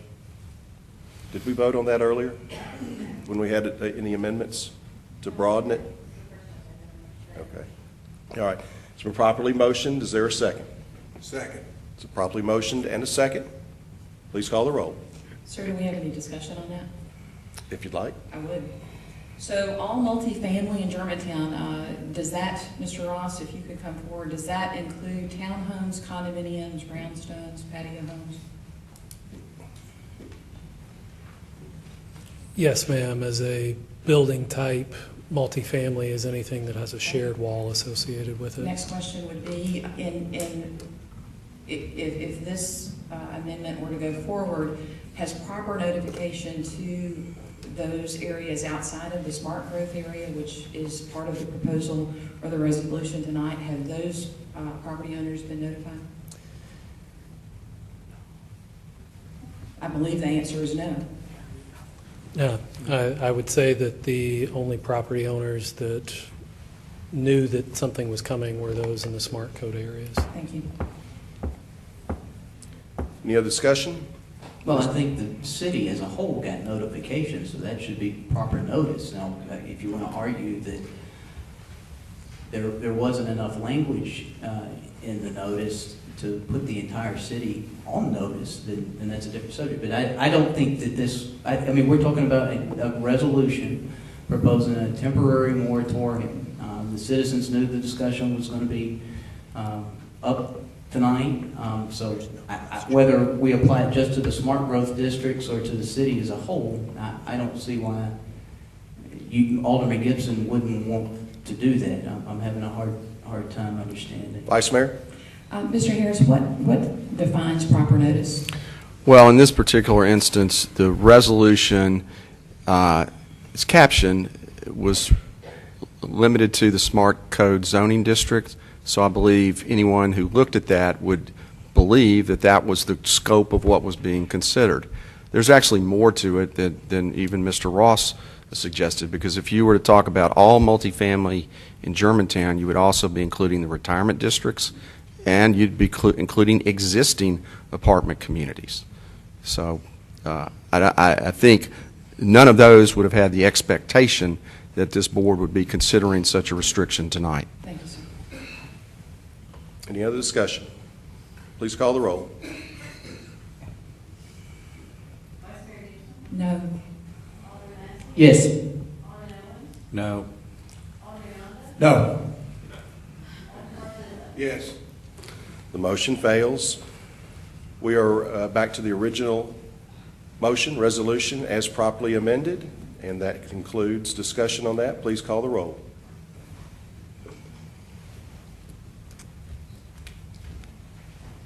Alderman Bartzisa? I'm voting yes because it is necessary to have the moratorium. Vice Mayor Gibson? Yes. Alderman Massey? Yes. Alderman Owens? Yes. Alderman Yonda? Yes.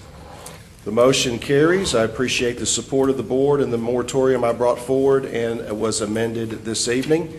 We'll take a short recess. If you guys want to stay for the butter churning of the other things we're doing, you can, or you can go home. We'll take about a 5-minute recess.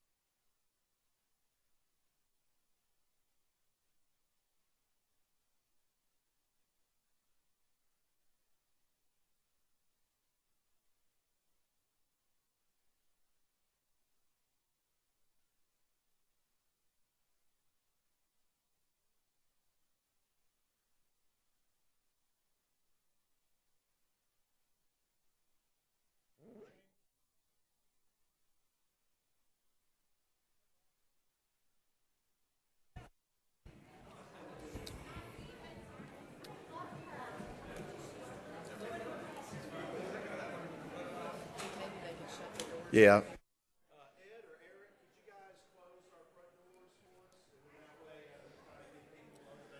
These guys don't even know how Robert's Rules of Order work. It's just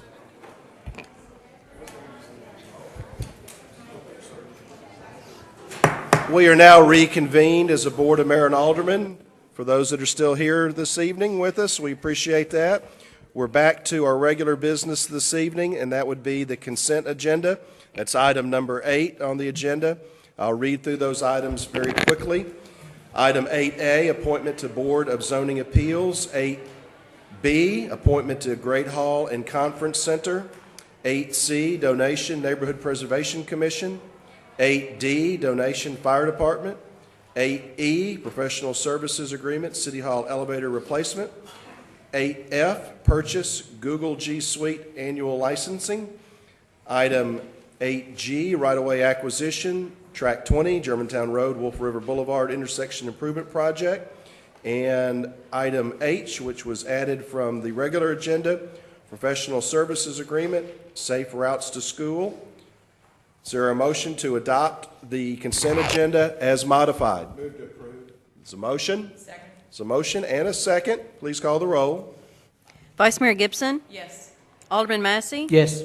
Alderman Owens? Yes. Alderman Yonda? Yes. Alderman Barzizza? Very well. The consent agenda is approved as presented. That brings us to item number 11 on the agenda this evening.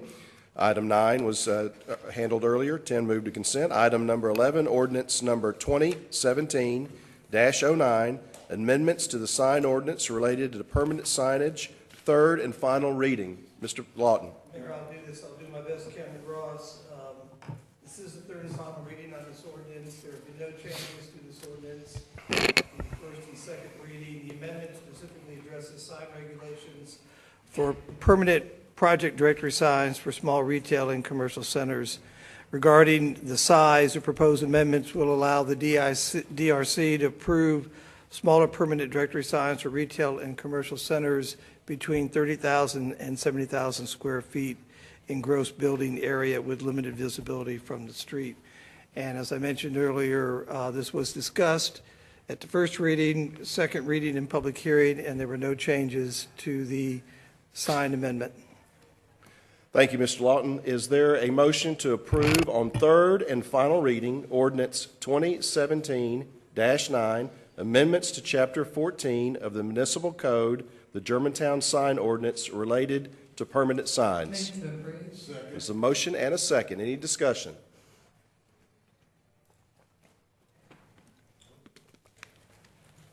Please call the roll. Alderman Massey? Yes. Alderman Owens? Yes. Alderman Yonda? Yes. Alderman Barzizza? Yes. Vice Mayor Gibson? Yes. Motion carries and is approved. We've reached the conclusion of our meeting this evening. Thank you for being here. We are adjourned.